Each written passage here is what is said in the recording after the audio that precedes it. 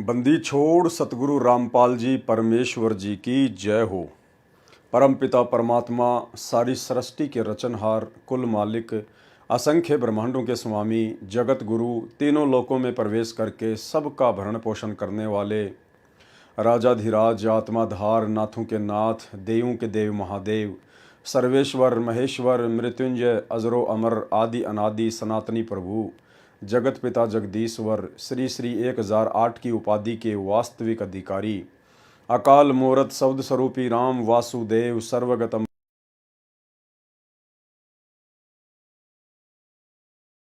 परम परम धनी परम वीर हक्का कदर अल्लाहु अकबर बाखबर अल्लाह ताला जगत के तारणहार जगत के मुक्तिदाता जगत के जगन्नाथ हारे के सहारे हिंदुओं के राम मुसलमानों के अल्लाह सिखों के वाहिगुरु ईसाइयों के मसीह दया के सागर दयानिधि करुणा के सागर करुणानिधि स्वयंभू परिभू संकट मोचन कष्ट हरण मंगल करण दुख भंजन अविगत कबीर निर्विकार निर्विषम परमात्मा अलय अलेख सतगुरु आदि अनादि सतगुरु असली मर्यादा पुरुषोत्तम असली राम असली कृष्ण असली घनश्याम असली मुरारी राजाओं के राजा महाराजाओं के महाराजा शहंशाहों के शहंशाह सम्राटों के सम्राट भगवानों के भगवान अल्लाहों के अल्लाह प्रभुओं के प्रभु मसीहों के मसीह सच्चे वाहिगुरु बाबाओं के बाबा पीरों के पीर सेठों के सेठ जगत सेठ सावड़सा सेठ सर्वगुण संपन्न अनंत कोटि कलाओं के स्वामी अनंत कोटि ब्रह्मांडों के नायक योगियों में महायोगी ध्यानियों में महाध्यानी सिद्धों में परम सिद्ध ज्ञानियों में तत्व ज्ञानी ब्रह्म ज्ञानी महाज्ञानी परम ज्ञानी सर्वश्रेष्ठ ज्ञानी विज्ञानी युवा कबीर समरथ कबीर असमवात अमित ओजा सच्चे रहनुमा करीम अल्लाह सुभान अल्लाह दुनिया के अंतिम पैगंबर 8 सितंबर 1951 से गांव धनाना जिला सोनीपत हरियाणा भारतवर्ष की पावन भूमि पे प्रकट रियल कल की भगवान श्री नारायण साकार हरि बाबा साहेब संत श्रोमणी सतगुरु रामपाल जी परमेश्वर जी के चरण कमल में साध संगति से जुड़े हुए देश विदेश से हम सभी सत्सेवक भाई बहनों का अनंत कोटि दंडवत प्रणाम। सत्साई भाई और बहनों, पवित्र पुस्तक भक्ति और भगवान के ऊपर लगातार वीडियो बनाने की श्रृंखला जारी है। इसी श्रृंखला में आज हमारा ये 18वें नंबर का वीडियो है। भाई और बहनों, आगे हम एक भगत के इंटरव्यू पर बढ़ें उससे पहले एक छोटी सी जानकारी आप सभी साध संगति से जुड़े हुए सत्सेवक भाई बहनों को दास देना चाहेगा।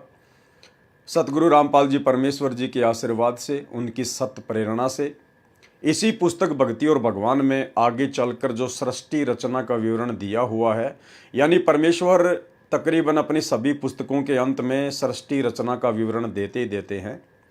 तो परमेश्वर ने दास को प्रेरणा की कि सृष्टि रचना के ऊपर वीडियो बनना चाहिए, क्योंकि जिस भगत को सृष्टि रचना अच्छे से समझ में नहीं आएगी, जो भगत सृष्टि रचना के मर्म को निष्कर्ष को सार को नहीं समझ पाएगा नहीं पकड़ पाएगा, वो भगत सतगुरु रामपाल जी परमेश्वर जी के यथार्थ भक्ति मार्ग को नहीं समझ पाएगा। काल कैसे और कब अपना षड्यंत्र करेगा वो नहीं समझ पाएगा। परमात्मा कब और कैसे भगत को सूक्ष्म ज्ञान के माध्यम से समझाना चाहते हैं, भगत नहीं समझ पाएगा। सतगुरुदेव भगवान के संकेतों को इशारों को भगत नहीं समझ पाएगा। और जब इतना सब कुछ समझ ही नहीं पाएगा तो वो भक्ति मार्ग पर भी सफल नहीं हो पाएगा। तो भाई और बहनों, वर्तमान में हम सभी भगत आत्माएं इस यथार्थ 13वें कबीर पंथ में जो सन 1994 से सतगुरु रामपाल जी परमेश्वर जी ने प्रारंभ कर दिया है, स्वयं सतलोक के राजा कबीर साहिब ने सतगुरु रामपाल जी परमेश्वर जी के रूप में आकर इस चोले में आकर अपने सत भक्ति मार्ग को शुरू कर दिया है। काल इस सत भक्ति मार्ग के पीछे इस सत भक्ति मार्ग को अवरुद्ध करने के लिए अपने एजेंटों के मार्फत, वो एजेंट जो सतगुरु रामपाल जी परमेश्वर जी के इर्द गिर्द उसने पैदा कर रखे हैं, सतगुरु रामपाल जी परमेश्वर जी के कलयुगी रिश्तेदारों के रूप में भाई बंधु बेटा बेटी रिश्तेदार इनके रूप में पैदा कर रखे हैं। काल इन सभी एजेंटों के मार्फत बरकस कोशिश कर रहा है कि कैसे संत रामपाल जी के मार्ग को अवरुद्ध किया जाए, कैसे इन भोली भाली आत्माओं की मर्यादा तोड़वाई जाए, कैसे इनको सतगुरु के रहम से दूर किया जाए। तो भाइयों और बहनों, जब तक हम सृष्टि रचना को नहीं समझेंगे, क्योंकि काल केवल उतना ही कर सकता है जितना उसने सतलोक में आप और हम सभी आत्माओं को भ्रमित किया था, और परमात्मा भी केवल संकेत ही करेंगे कि काल तुम्हें कैसे ठगेगा, किस प्रकार से ठगेगा, कैसे तुमने बचना है। ये सारी जानकारी भी परमात्मा ने हमारे को सूक्ष्म रूप में सृष्टि रचना के माध्यम से बता दी है। लेकिन ज्यादातर भगत भाई बहन सृष्टि रचना के मर्म को समझ नहीं पाते, जिस कारण से सब कुछ प्रत्यक्ष होते हुए भी सतलोक आश्रम मैनेजमेंट हरियाणा के पीछे लगकर और निरंतर अपनी भक्ति को बर्बाद करते जा रहे हैं, परमात्मा की मर्यादाओं से कोसों दूर होते जा रहे हैं। तो गुरुदेव भगवान ने दया बख्शी, दास को सत प्रेरणा की। सृष्टि रचना के ऊपर हम आगे वीडियो बनाएंगे। अभी 2, 4, 5 इंटरव्यू शेष हैं। उसके बाद अगले महीने से गुरुदेव भगवान की दया हुई, उनका आशीर्वाद हुआ, तो अक्टूबर महीने से हम लोग सृष्टि रचना के ऊपर वीडियो बनाएंगे। तकरीबन 6 से 7 वीडियो 2-2 घंटे के बनेंगे। और जिस भगत भाई बहन ने सृष्टि रचना के ऊपर वो वीडियो देख लिए और समझ लिए, तो समझ लेना आपको काल कभी भी संत रामपाल जी के भक्ति मार्ग से भ्रमित नहीं कर पाएगा। भाई और बहनों, वैसे तो सृष्टि रचना सतगुरु रामपाल जी परमेश्वर जी ने अपने सत्संगों में बताई रखी है, सैकड़ों बार सुना रखी है, लेकिन वो सृष्टि रचना जो गुरुदेव भगवान अपने सत्संगों में सुनाते हैं सरल रूप में, वो सृष्टि रचना केवल जगत वाले भाई बहनों के लिए है। लेकिन अब इस 2 कोड़ी के कुत्ते पवन दास को निमित्त बनाकर, माध्यम बनाकर परमात्मा ने साध संगतियों के माध्यम से अब जो सृष्टि रचना वीडियो के माध्यम से बताई जाएगी, समझाई जाएगी, गुरुदेव भगवान के आशीर्वाद से ये सृष्टि रचना विशेष तौर पर सतगुरु रामपाल जी परमेश्वर जी की शरण प्राप्त उन भगत भाई बहनों के लिए है जो भगत भाई बहन इतना सब कुछ ज्ञान लेने के बावजूद भी, इतने वर्षों से सतगुरु की संगति करने के बावजूद भी काल की सूक्ष्म चाल को समझ नहीं पा रहे हैं और परमात्मा की मर्यादाओं से दूर होकर बैठे हैं। उन्हें लगता है कि हम तो भक्ति भी कर रहे हैं, हम तो सतलोक आश्रमों में भी जाते हैं, वहाँ पर ज्योति पाठ और दान का पैसा भी देते हैं, हमारा तो कुछ बिगड़ भी नहीं रहा है। भाई, जब बिगड़ने पे आएगा तो संभलने में नहीं आएगा। तो उन भगत भाई बहनों को विशेष तौर पर समझाने के लिए, और जो भाई बहन ऑलरेडी साध संगति में जुड़े हुए हैं, उन भगत भाई बहनों को और ज्यादा भक्ति मार्ग पर सावधान और दृढ़ करने के लिए परमात्मा इस दास को निमित्त बनाकर अब अगले महीने सृष्टि रचना पर कुछ वीडियो बनवाने जा रहे हैं। तो ये तो थी एक छोटी सी जानकारी, ताकि आप भाई बहनों को पहले ही बता दिया जाए, क्योंकि परमात्मा धरती पर प्रकट है तो परमात्मा अपनी तरफ से किसी भी प्रकार की कोई भी कमी भक्ति मार्ग पर आप और हमारों को सावधान करने में नहीं छोड़ेंगे। यानी परमात्मा कभी भी दोषी नहीं रहता, दोषी नहीं बनता। हम कभी भी सतगुरु रूप में आए हुए परमेश्वर को पूर्ण मोक्ष ना हो पाने के कारण दोष नहीं दे सकते। हम कोई बहानेबाजी फिर उसके सामने जब उसके दरबार में मुंह लटका के खड़े होंगे तो हम कोई भी बहानेबाजी ना बना सकें। इसके लिए परमात्मा ज्ञान देने में, समाधान देने में स्वयं भी और अपने भक्तों के माध्यम से भी कोई कमी नहीं छोड़ता है। तो भाई और बहनों, अंत में यदि कोई कमी रहेगी तो आप और हमारी ही रहेगी।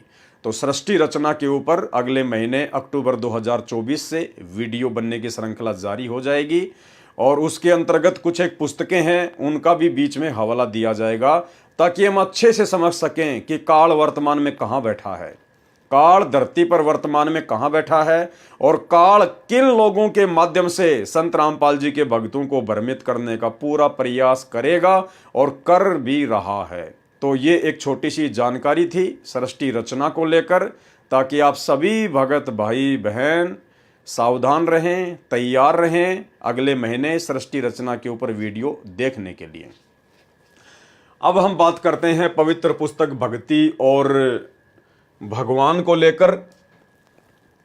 एक इंटरव्यू हमने डॉक्टर ओम प्रकाश हुड्डा को लेकर लाइव चलाया। आप भाई बहनों को समझ में आ जाना चाहिए कि धरती पर वर्तमान में पूर्ण परमात्मा कबीर साहिब सतगुरु रामपाल जी परमेश्वर जी के चोले में ज्यों के त्यों सह शरीर प्रकट हैं, इसमें कोई मीन मेक नहीं है। भाइयों और बहनों, साध संगति के ये जो लाइव वीडियो चल रहे हैं या जितने भी वीडियो बनते हैं, ये वीडियो जगत के मतलब के नहीं है।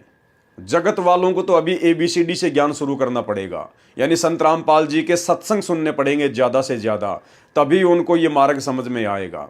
साध संगतियां परमात्मा ने केवल अपने उपदेश प्राप्त भक्तों के लिए शुरू करवाई है, क्योंकि साध संगतियों के माध्यम से भक्ति मार्ग के वो गूढ़ रहस्य खोले जाते हैं, बताए जाते हैं, जो गूढ़ रहस्य किन्हीं कारणों से सतगुरु रामपाल जी परमेश्वर सार्वजनिक तौर पर अपने सत्संगों में नहीं कह पाते हैं, लेकिन परमात्मा संकेत कर देते हैं, इशारा कर देते हैं, और अपनी पुस्तकों में परमेश्वर ने उन चीजों को लिख दिया है। अब साध संगति के माध्यम से परमात्मा उनका सार्वजनिक तौर पर खुलासा करवा रहे हैं, क्योंकि अब हम भगत भाई बहनों की बुद्धि परमेश्वर के उन गूढ़ रहस्यों को समझने के योग्य उन्हीं के आशीर्वाद से हो चुकी है। तो ये वीडियो वर्तमान में दुनिया के महत्व के नहीं है, लेकिन ये वीडियो वर्तमान में सतगुरु रामपाल जी परमेश्वर जी की संगत के लिए परम महत्व के हैं, परम महत्व के लिए। हम इन वीडियो को देखकर गुरुदेव के ज्ञान को समझकर और गुरुदेव के चरणों में अपनी दृढ़ आस्था बनाकर इस काल के लोक से सदा सदा के लिए बाहर निकल सकते हैं। तो आज दूसरे नंबर का जो इंटरव्यू है वो है बसंत सैनी का। बसंत सैनी जी ये हरियाणा से हैं, रोहतक जिले से, गांव गांधरा से हैं, और इनकी आप बीती सतगुरु रामपाल जी परमेश्वर जी ने अपने कर कमलों से लिखी है। प्रभु प्यासे भगत बसंत सिंह सैनी को मार्ग मिलना, केवल मार्ग मिला है भाइयों और बहनों, ध्यान रखना। बसंत सैनी को केवल परमात्मा का सत मार्ग मिला है।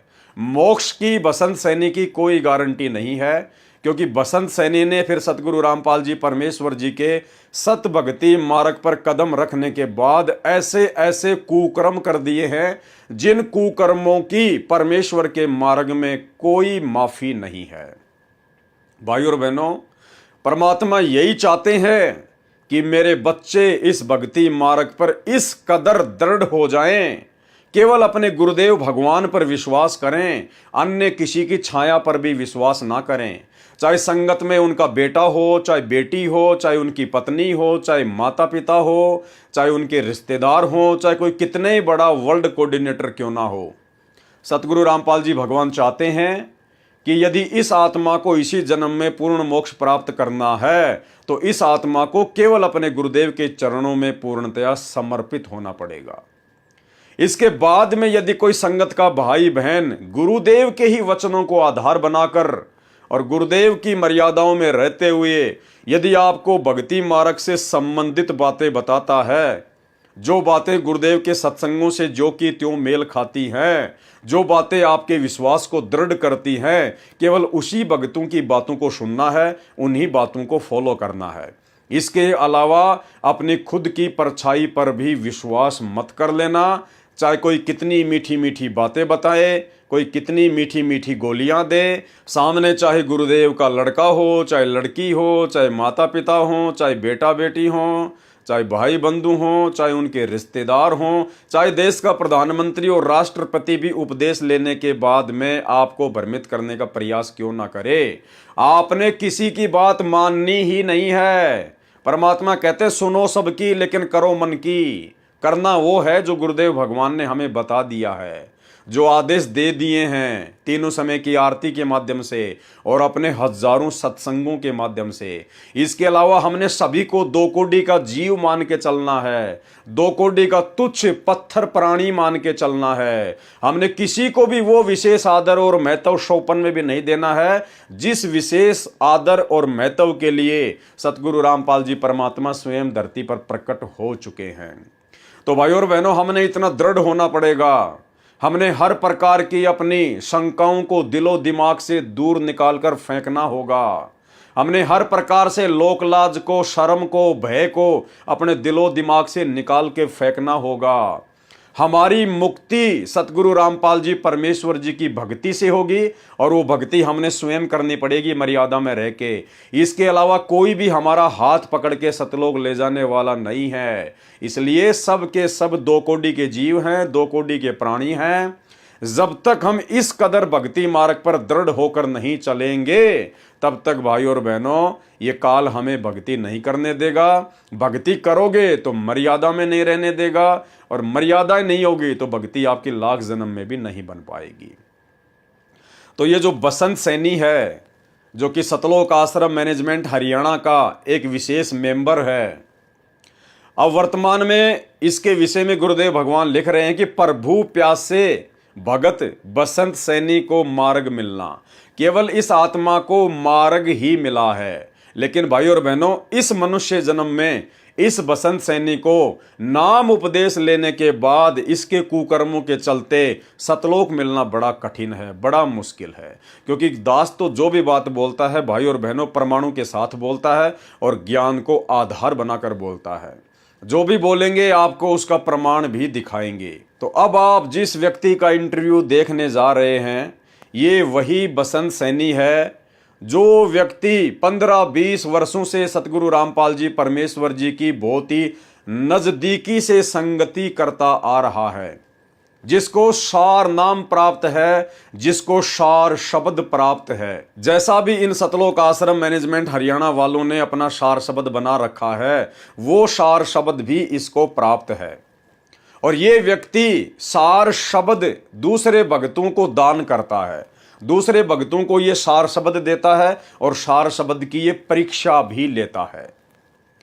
और भाई और बहनों, ये वही बसंत सैनी है जो इतनी सब कुछ आध्यात्मिक उपलब्धियां प्राप्त करने के बाद भी रहा एक गुंडे का गुंडा, रहा एक मवाली का मवाली।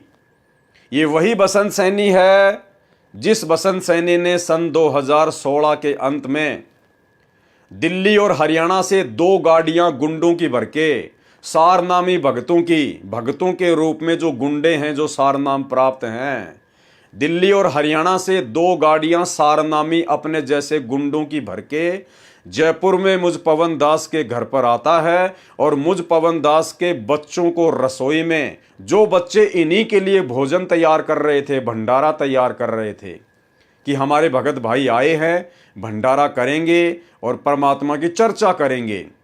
लेकिन इन लोगों को चर्चा करने की कहां से फुर्सत है, इनको तो पवन दास की पिटाई करने के लिए आना था। तो इन्होंने जबरदस्ती धक्का मार के दास के बच्चों को रसोई में बंद कर दिया, और दास को ये सभी लोग मिलकर 10-15 मिनट तक जानवर की तरह बेसबॉल से, हॉकी से और डंडों से अधमरा करके छोड़कर चले गए थे।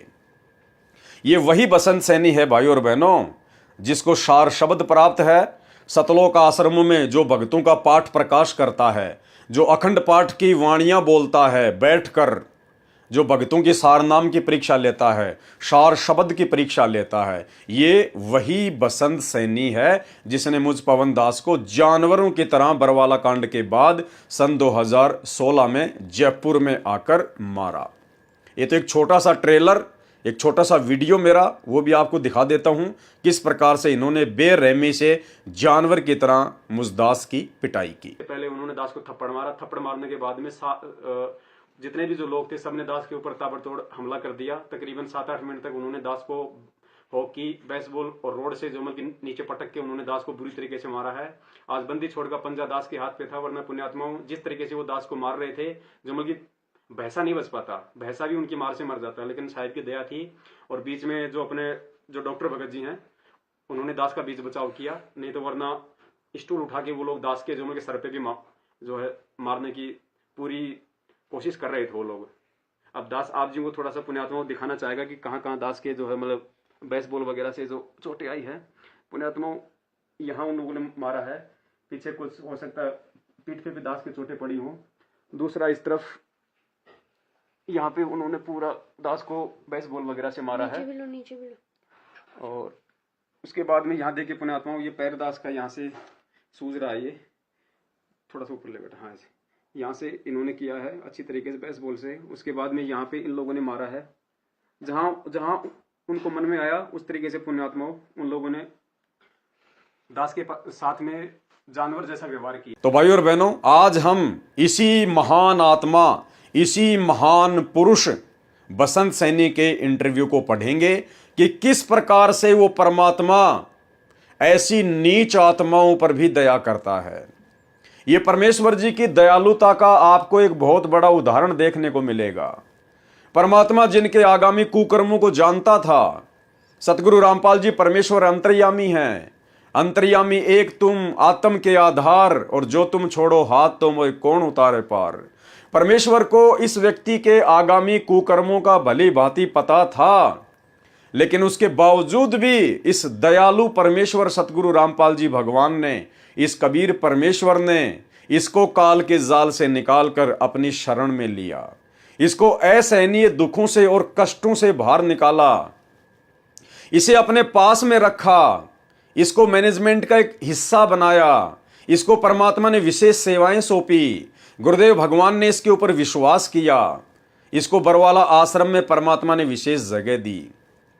और जब इसको सारनाम प्राप्त हो गया, उसके बाद भाई और बहनों 2009 में इसी बसंत सैनी ने, जिसका इंटरव्यू आप जी देखने जा रहे हैं, जिसको सारनाम प्राप्त हो गया था सन 2009 में, और उसके बाद यही बसंत सैनी अपनी ही गुरु बहन के साथ में बरवाला में, जो कि एक भगत की भगतमती थी, वो भगत बेचारा सतलोक आश्रम बरवाला में परमानेंट सेवा किया करता था और अपने बच्चों के साथ में बरवाला में किराए का मकान लेके रहता था। और जब उसका पति बरवाला आश्रम में सेवा के लिए आ जाता था, तो पीछे से फिर यही महान आत्मा बसंत सैनी सतगुरुदेव भगवान की सफारी गाड़ी लेकर, टाटा सफारी गाड़ी लेकर, और अपना मुंह काला करने के लिए अपनी गुरु बहन के पास में चला जाया करता था। और यह क्रम कई महीनों तक चलता रहा। भगत बेचारा सेवा करने के लिए आश्रम में आता और तुरंत बसंत सैनी गाड़ी उठा के गुरुदेव भगवान की और अपनी ही गुरु बहन के साथ में सारनाम प्राप्त करने के बाद भी रोजाना मुंह काला करने के लिए चला जाता था, अवैध शारीरिक संबंध बनाने के लिए चला जाता था। एक दिन इसने ऐसा ही किया। पीछे से गुरुदेव भगवान ने अपने कुछ सेवकों से कहा, रे वो बसंत सैनी कहां गया? तो सेवकों ने कहा, जी आपने भेजा होगा कहीं न कहीं उसको, आप ही की टाटा सफारी गाड़ी लेके गया है। तो गुरुदेव ने कहा कि जाओ उसका पीछा करो, कहां जाता है। तो भक्तों ने उसका पीछा किया। अब उसने तो वहीं जाना था, मुल्ला की दौड़, तो मस्जिद तक जाएगा कहां? तो वो जाकर मुंह काला कर रहा था। उन भक्तों ने उसको अर्धनग्न कपड़ों में उठाया, अर्धनग्न कपड़ों में, और वहीं से इसकी पिटाई करते करते करते करते सतगुरु रामपाल जी परमात्मा तक सतलोक आश्रम बरवाड़ा में लेकर आए। सतगुरु रामपाल जी परमात्मा ने इसको धमकाया, इसको इसके पिछले जीवन की याद दिलाई कि नालायक तू तो मृत्यु के मुंह में था, अरे काल की गोद में बैठा हुआ था, तेरे को परमात्मा ने कहां से निकाला है, और आज भी तेरे को ये सद्बुद्धि नहीं आ रही तू क्या कर रहा है, तू क्या नहीं कर रहा है।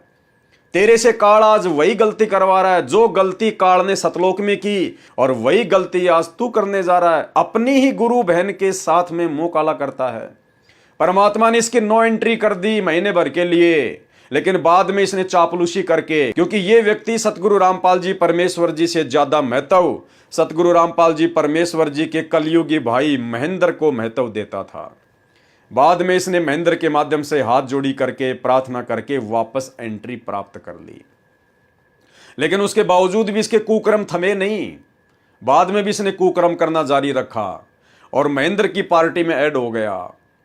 और महेंद्र के लिए, महेंद्र को गुरु बनाने के लिए, महेंद्र को सतलोक आश्रम बरवाला की गद्दी मिले, उसके लिए इसने महेंद्र का साथ देने में कोई कमी नहीं छोड़ी। आगे इसके कुकर्म आपको और भी दिखाएंगे, लेकिन अभी हम इसका इंटरव्यू शुरू करते हैं। तो क्या कहते हैं परमात्मा? प्रभु प्यासे भगत बसंत सिंह सैनी को मार्ग मिलना। वर्तमान में ये प्रभु प्यासा नहीं है, वर्तमान में ये प्रभु के खून का प्यासा है। वर्तमान में ये बसंत सैनी प्रभु के, कौन से प्रभु के? कबीर प्रभु सतगुरु रामपाल जी के खून का प्यासा है। ये लोग भगत के भेष में भेड़िए हैं, भेड़िए। सतगुरु रामपाल जी परमेश्वर के शत भक्ति मार्ग को, उनके मिशन को दिन रात ये लोग काल प्रेरणा से कुकर्म करके, वही सारे कुकर्म 2019 में कांग्रेस सरकार का समर्थन करना, खुलकर समर्थन करना, भक्तों से वोट डलवाना गुरुदेव का आदेश बताकर, 2024 में बीजेपी सरकार का समर्थन करना, बीजेपी सरकार की रैलियों में भक्तों को बसों में बैठा बैठा के ले जाना, धनाना गांव में 50 लाख रुपए की लागत का धनाना गांव वालों के लिए बैडमिंटन का एक बहुत बड़ा स्टेडियम बना देना, सतलोक आश्रम धनाना में 3 एकड़ जमीन में हॉस्पिटल का काम शुरू कर देना, धनाना गांव वालों के लिए 2-2 एम्बुलेंस चला देना, धनाना गांव वालों के लिए फ्री में बसें चला देना, गांव वालों की रोडें ठीक करवाना, भक्तों को मजदूर बना देना, कभी हरियाणा के जाट आरक्षण में भक्तों को बैठाना, हरियाणा के जाट आरक्षण में भक्तों के दान का पैसा उन कुपात्रों को, जगत वालों को, जाट आरक्षण संघर्ष समिति वालों को चंदे के रूप में देना, राजस्थान के गैंगस्टर आनंदपाल सिंह की सीबीआई जांच के समर्थन में हरियाणा और राजस्थान में भक्तों को बैठा देना, राजपूत करणी सेना को भक्तों के दान का 5-5 लाख रुपया चंदे के रूप में देना, और भी ना जाने कितने कुकर्म, भक्ति विरुद्ध कर्म जो इन्होंने संगत से करवाने में और स्वयं करने में कोई कमी नहीं छोड़ी। तो उसी बसंत सैनी जी का, उसी महान आत्मा का आज आपको ये इंटरव्यू सुनाते हैं। देखो भाई और बहनों, परमात्मा दयालु है, परम दयालु है। परमात्मा मौका देता है जीव को। ये इतिहास गवाह है कि इस अंतर्यामी को सब कुछ पता होने के बावजूद भी जो गुण इस परमेश्वर के हैं दयालुता वाले, उसके अनुरूप परमात्मा काल के जीव को भी मौका देता है, ये सोचकर कि हो सकता है इसको शब्द की कोई चोट लग जाए, इसको ज्ञान की कोई चोट लग जाए और ये अपना जीवन सफल कर ले, अन्यथा काल की हद में तो है ही है। तो परमात्मा कहते हैं कि कबीर कपट से भक्ति करे उसको भी अपनाऊं, साम दाम दंड भेद से फिर सीधे रास्ते लाऊं। 650 साल पहले परमात्मा को इस बात का पता था, उस अंतर्यामी को यह मालूम था कि जिस कमाल नाम के लड़के को मैं मुर्दा से जिंदा कर रहा हूं और अपने पास में अपने बच्चे की तरह रखूंगा, उसकी परवरिश करूंगा, उसको दीक्षा दूंगा, वो आगे चलकर काल का विशेष एजेंट साबित होगा। सब कुछ पता होने के बावजूद भी परमात्मा ने उस काल प्रेरित आत्मा को, काल के एजेंट को अपने सीने से लगाया, अपने पास में रखा और अंत में वही कमाल नाम का लड़का गुरुद्रोही डिक्लेयर हुआ। परमेश्वर की संगत को उसने बर्बाद किया। लेकिन परमात्मा दयालु हैं, इनका गुण है, ये अपना कार्य पूरा करते हैं। तो भाई और बहनों, ठीक इसी प्रकार वर्तमान में इस भोली और नादान संगत को जो ये बहुत बड़े बड़े परम भगत दिखाई देते हैं, जो आश्रम खोल खोल के बैठे हैं, आश्रमों के संचालक बन के बैठे हुए हैं, जो भक्तों से सारे सत्संगों के विरुद्ध कुकर्म करवा रहे हैं, गुरु जी का बेटा बेटी भाई बंधु रिश्तेदार, ये स्टेट कोऑर्डिनेटर जिला कोऑर्डिनेटर जो संगत को नादानी के चलते परम भगत दिखाई देते हैं, भाई और बहनों, ये सब के सब काल के द्वारा धरती पर भेजे गए उसके मुख्य मुख्य एजेंट हैं। और सतगुरु रामपाल जी परमेश्वर जी के भक्ति मार्ग को इन्हीं मुख्य एजेंटों के द्वारा वर्तमान में सत्संगों के विरुद्ध सारे कर्म संगत से करवाकर लगातार पीछे धकेला जा रहा है। भाई और बहनों, परमात्मा समझाने में कोई कमी नहीं छोड़ेगा। परमात्मा ने अपने सत्संगों में समझाने में कोई कमी नहीं छोड़ी और वर्तमान में पिछले 9 साल से परमात्मा ने साध संगतियां शुरू करवा रखी है। हजारों वीडियो इन्हीं लोगों के कुकर्मों पर बना दिए गए हैं। हाथ कंगन को आरसी क्या, पढ़े लिखे को फारसी क्या। फेसबुक पेज पवन दास इस लाइव के ऊपर सारे वीडियो पड़े हुए हैं, सर्च करके देख सकते हैं। अन्यथा भाई आप स्वयं दोषी होगे, परमात्मा दोषी नहीं कहलाएगा। प्रभु प्यासे भगत बसंत सैनी को मार्ग मिलना। मैं बसंत सिंह सैनी, गांव गांधरा, जिला रोहतक, हरियाणा का रहने वाला हूं तथा पुराना पता मकान नंबर S161 पांडव नगर, नजदीक मदर डेयरी, यमुना पार, दिल्ली 92 में रहता था। हमारे परिवार पर मानो दुखों का पहाड़ टूटा हुआ था। फिर भी परमात्मा को पाने की चाहत व दुखों की निवृत्ति के लिए संतों व महंतों के पास आते जाते रहते थे, परंतु कहीं भी दुखों का निवारण नहीं हुआ। आखिरकार एक जाने माने संत श्री आसाराम बापू से मिले। उस समय बापू जी की संगत दिल्ली में लगभग 1000 थी, जिसके कारण बहुत नजदीक से मिलने का मौका मिला। हमने अपने दुख व परमात्मा पाने की जिज्ञासा उनके सामने रखी। उन्होंने हमें 7 मंत्र दिए। ओम गुरु हरि ओम, ओम ए नमः, ओम नमः शिवाय, ओम नमः भगवते वासुदेवाय, ही रामाय नमः व गायत्री मंत्र इत्यादि, जिनमें से एक छांटने के लिए कहा गया और एक सोहम मंत्र जो श्वास के द्वारा शो अंदर व हम बाहर निकालकर जाप के लिए कहा गया। एकादशी व पूर्णिमा का व्रत, सोमवार का व्रत व अष्टमी का व्रत करने को कहा। ज्यादा से ज्यादा त्रिबंध प्राणायाम व सिद्धासन में बैठकर ध्यान लगाना व अनुष्ठान करना बताया। हमने मंत्र लिया तथा अपने दुख उनके सामने रोए तथा बताया कि हमारे ताऊ जी जो 40 वर्ष पहले मर गए थे वह बहुत बड़ा भूत बना हुआ है, वो प्रेत बना हुआ है। उसने हमारे 2 भाइयों को मार दिया, 8-10 भैंसों को मार दिया, 5-6 गायों को मार दिया। पशुओं का कोई भी बच्चा जीवित नहीं रहता। घर के सभी सदस्य बीमार रहते हैं, दुख के कारण बेहाल हैं तथा किसी भी काम धंधे को नहीं चलने देता। यानी इस आदमी के ऊपर इसके प्रारब्ध कर्मों के कारण दुखों का पहाड़ टूटा हुआ था। यदि इस आत्मा को सतगुरु रामपाल जी परमात्मा अपनी शरण में ना लेते तो भाई और बहनों, काल इस आत्मा को कब का उठा ले जाता। अब कह रहा है कि आपके पिताजी को लेकर जाऊंगा। हमने बापूजी से प्रार्थना की कि हमें बचाओ, परंतु 6 महीने बाद वह प्रेत हमारे पिताजी को भी ले गया। बापूजी ने कहा कि जो हुआ वह तो होना ही था। पशु आदि व धन की हानि तथा शारीरिक बीमारी तो पाप का भोग है।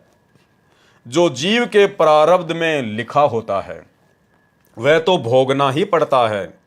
आप भक्ति करो, हम परमात्मा प्राप्ति के लिए लगे रहे। बापू जी के समझाने के बाद हम परमात्मा प्राप्ति के लिए पूरी श्रद्धा से लग गए तथा मैंने बसंत दास सबसे पहले श्री आसाराम बापू आश्रम दिल्ली में 40 दिन का अनुष्ठान महंत नरेंद्र ब्रह्मचारी की सलाह से किया। इसके बाद 40 दिन के 6 अनुष्ठान आसाराम बापू आश्रम पचेड़ रतलाम मध्य प्रदेश में महंत काका जी की देखरेख में किए। उसके बाद 2 अनुष्ठान आसाराम आश्रम साबरमती अहमदाबाद गुजरात के मौन मंदिर में किए, जहां पर श्री आसाराम बापू जी से अच्छी तरह बात करने का मौका मिला। तब मैंने बापू जी से पूछा कि बापू जी, जिस परमात्मा को पाने के लिए मैं तथा सारा भगत समाज लगा हुआ है वह परमात्मा कौन है, कैसा है तथा कहां रहता है, बताने की कृपा करें। ये बसंत सैनी कोई परमात्मा प्राप्ति के लिए नहीं भटक रहा था। आपने इसके इंटरव्यू में देख लिया, समझदार को संकेत काफी है। इसका एक ताऊ जो 40 साल पहले मर गया था वो भूत बन के इनको बुरी तरह से तबाह कर रहा था, इनको परेशान कर रहा था। इसके 2 भाइयों को मार दिया, इसकी 5 भैंसों को मार दिया, 6 गायों को मार दिया और इसके बाप को मार दिया। ये केवल अपने दुखों से दुखी होकर दर दर की ठोकरें खा रहा था, भटकता फिर रहा था। ये परमात्मा प्राप्ति के लिए किसी साधु संत महात्मा के लिए नहीं गया था और ना जा रहा था। ये केवल अपने संकट निवारण के लिए, भूत भगाने के लिए दर दर भटक रहा था। ये सुनकर बापूजी ने कहा कि आप लगे रहो, सब पता चल जाएगा, और बताया कि गीता जी के 1 अध्याय का पाठ प्रतिदिन करना है। और कभी मेरे दर्शनों की इच्छा हो तो एक क्रिया बताता हूं कि 3 दिन तक एक कमरे में बंद हो जाओ।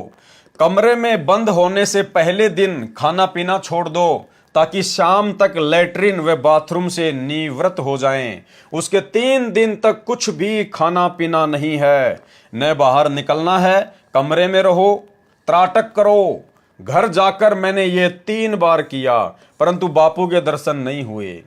अनुष्ठान के समय जीवन मृत्यु से जूझकर बीमारी का सामना करना पड़ा। ये बीमार भी हो गया था भयंकर तरीके से, परंतु फिर भी परमात्मा पाने के लिए लगा रहा। परमात्मा पाने के लिए नहीं, बल्कि अपने संकट निवारण के लिए लगा रहा, भटकता रहा। सितंबर 2000 में संत रामपाल दास जी महाराज का सत्संग काठमंडी रोहतक में सुना। फिर इसके ऊपर पूर्ण परमेश्वर कबीर साहेब सतगुरु रामपाल जी भगवान की दया हुई, मेहर हुई। सितंबर सन 2000 में संत रामपाल दास जी महाराज का सत्संग काठमंडी रोहतक में सुना। जिन्होंने तत्व ज्ञान के आधार पर गीता जी को समझाया, उसके बाद गीता जी का पाठ करने से मन में आने लगा कि गीता जी में भगवान क्या कह रहे हैं और बापू जी क्या बता रहे हैं। कहीं सचमुच हम भगवान के विरुद्ध तो साधना नहीं कर रहे हैं। संत रामपाल जी के द्वारा बताए गीता जी के अनुवाद को समझा तो अंतरात्मा रोने लगी तथा बापू जी से मिलकर ये सब शंकाएं पूछनी चाहिए।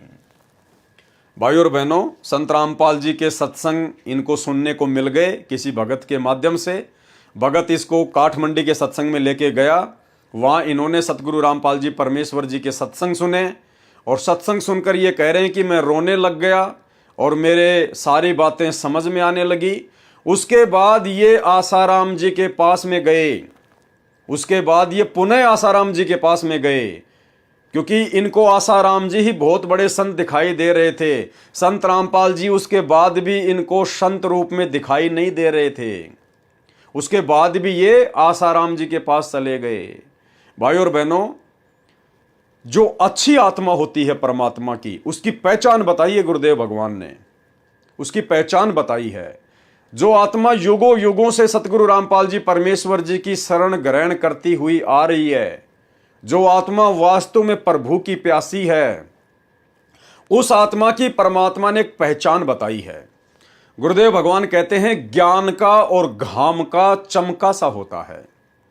जिसको ये परमात्मा, ये पूर्ण संत समझ में आना होगा, जिन्हें इनके तत्व ज्ञान वाले सत्संग समझ में आने होंगे, उस आत्मा को केवल एक चिंगारी लगाने की आवश्यकता है, चिंगारी लगाने की। यदि वो पिछले जन्म जन्मांतरों की पुण्यकर्मी आत्मा है तो ज्ञान का और घाम का चमका सा होता है। जिसने समझना होता है वो एक झटके में समझ जाता है, अन्यथा भाइयों और बहनों वो फिर दर दर की ठोकरें ही खाता रहता है। वो आत्मा फिर भक्ति मार्ग पर सफल होने वाली आत्माओं में से नहीं है। जिस प्रकार गुरुदेव ने बताया कि दो दीपक हैं। एक ऐसा दीपक है जिसके अंदर तेल भी है और जिसमें बत्ती भी है, लेकिन किसी कारण से वो बुझ गया है। हवा के झोंके से वो दीपक बुझ गया है जिसमें ज्योति भी है और घी भी है। एक दीपक ऐसा है जो बिल्कुल नया है, बिल्कुल नया, उसमें पहली बार घी डाला जा रहा है और पहली बार उसमें ज्योति डाली जा रही है।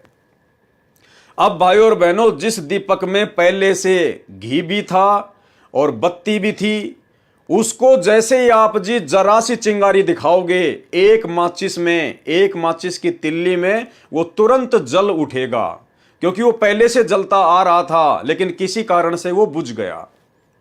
तो इस प्रकार का जो दीपक है वो तो समझो परमात्मा की जन्म जन्मांतरों की अच्छी आत्मा है।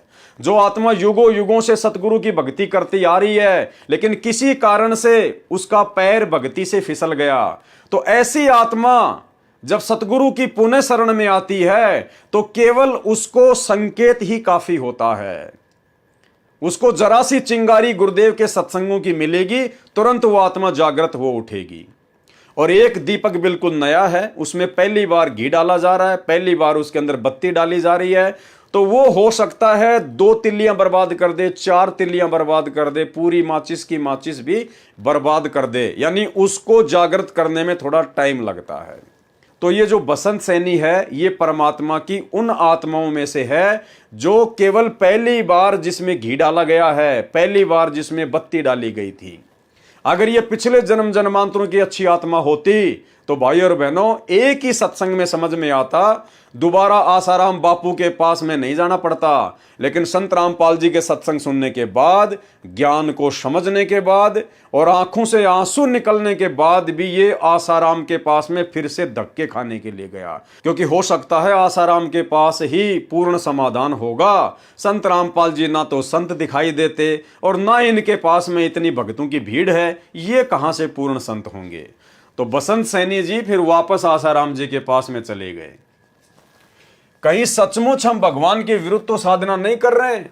संत रामपाल जी के द्वारा बताए गीता जी के अनुवाद को समझा तो अंतरात्मा रोने लगी। अरे सत्संग सुनकर जिसकी आत्मा रोने लग जाएगी वो आसाराम के पास धक्के खाने नहीं जाता।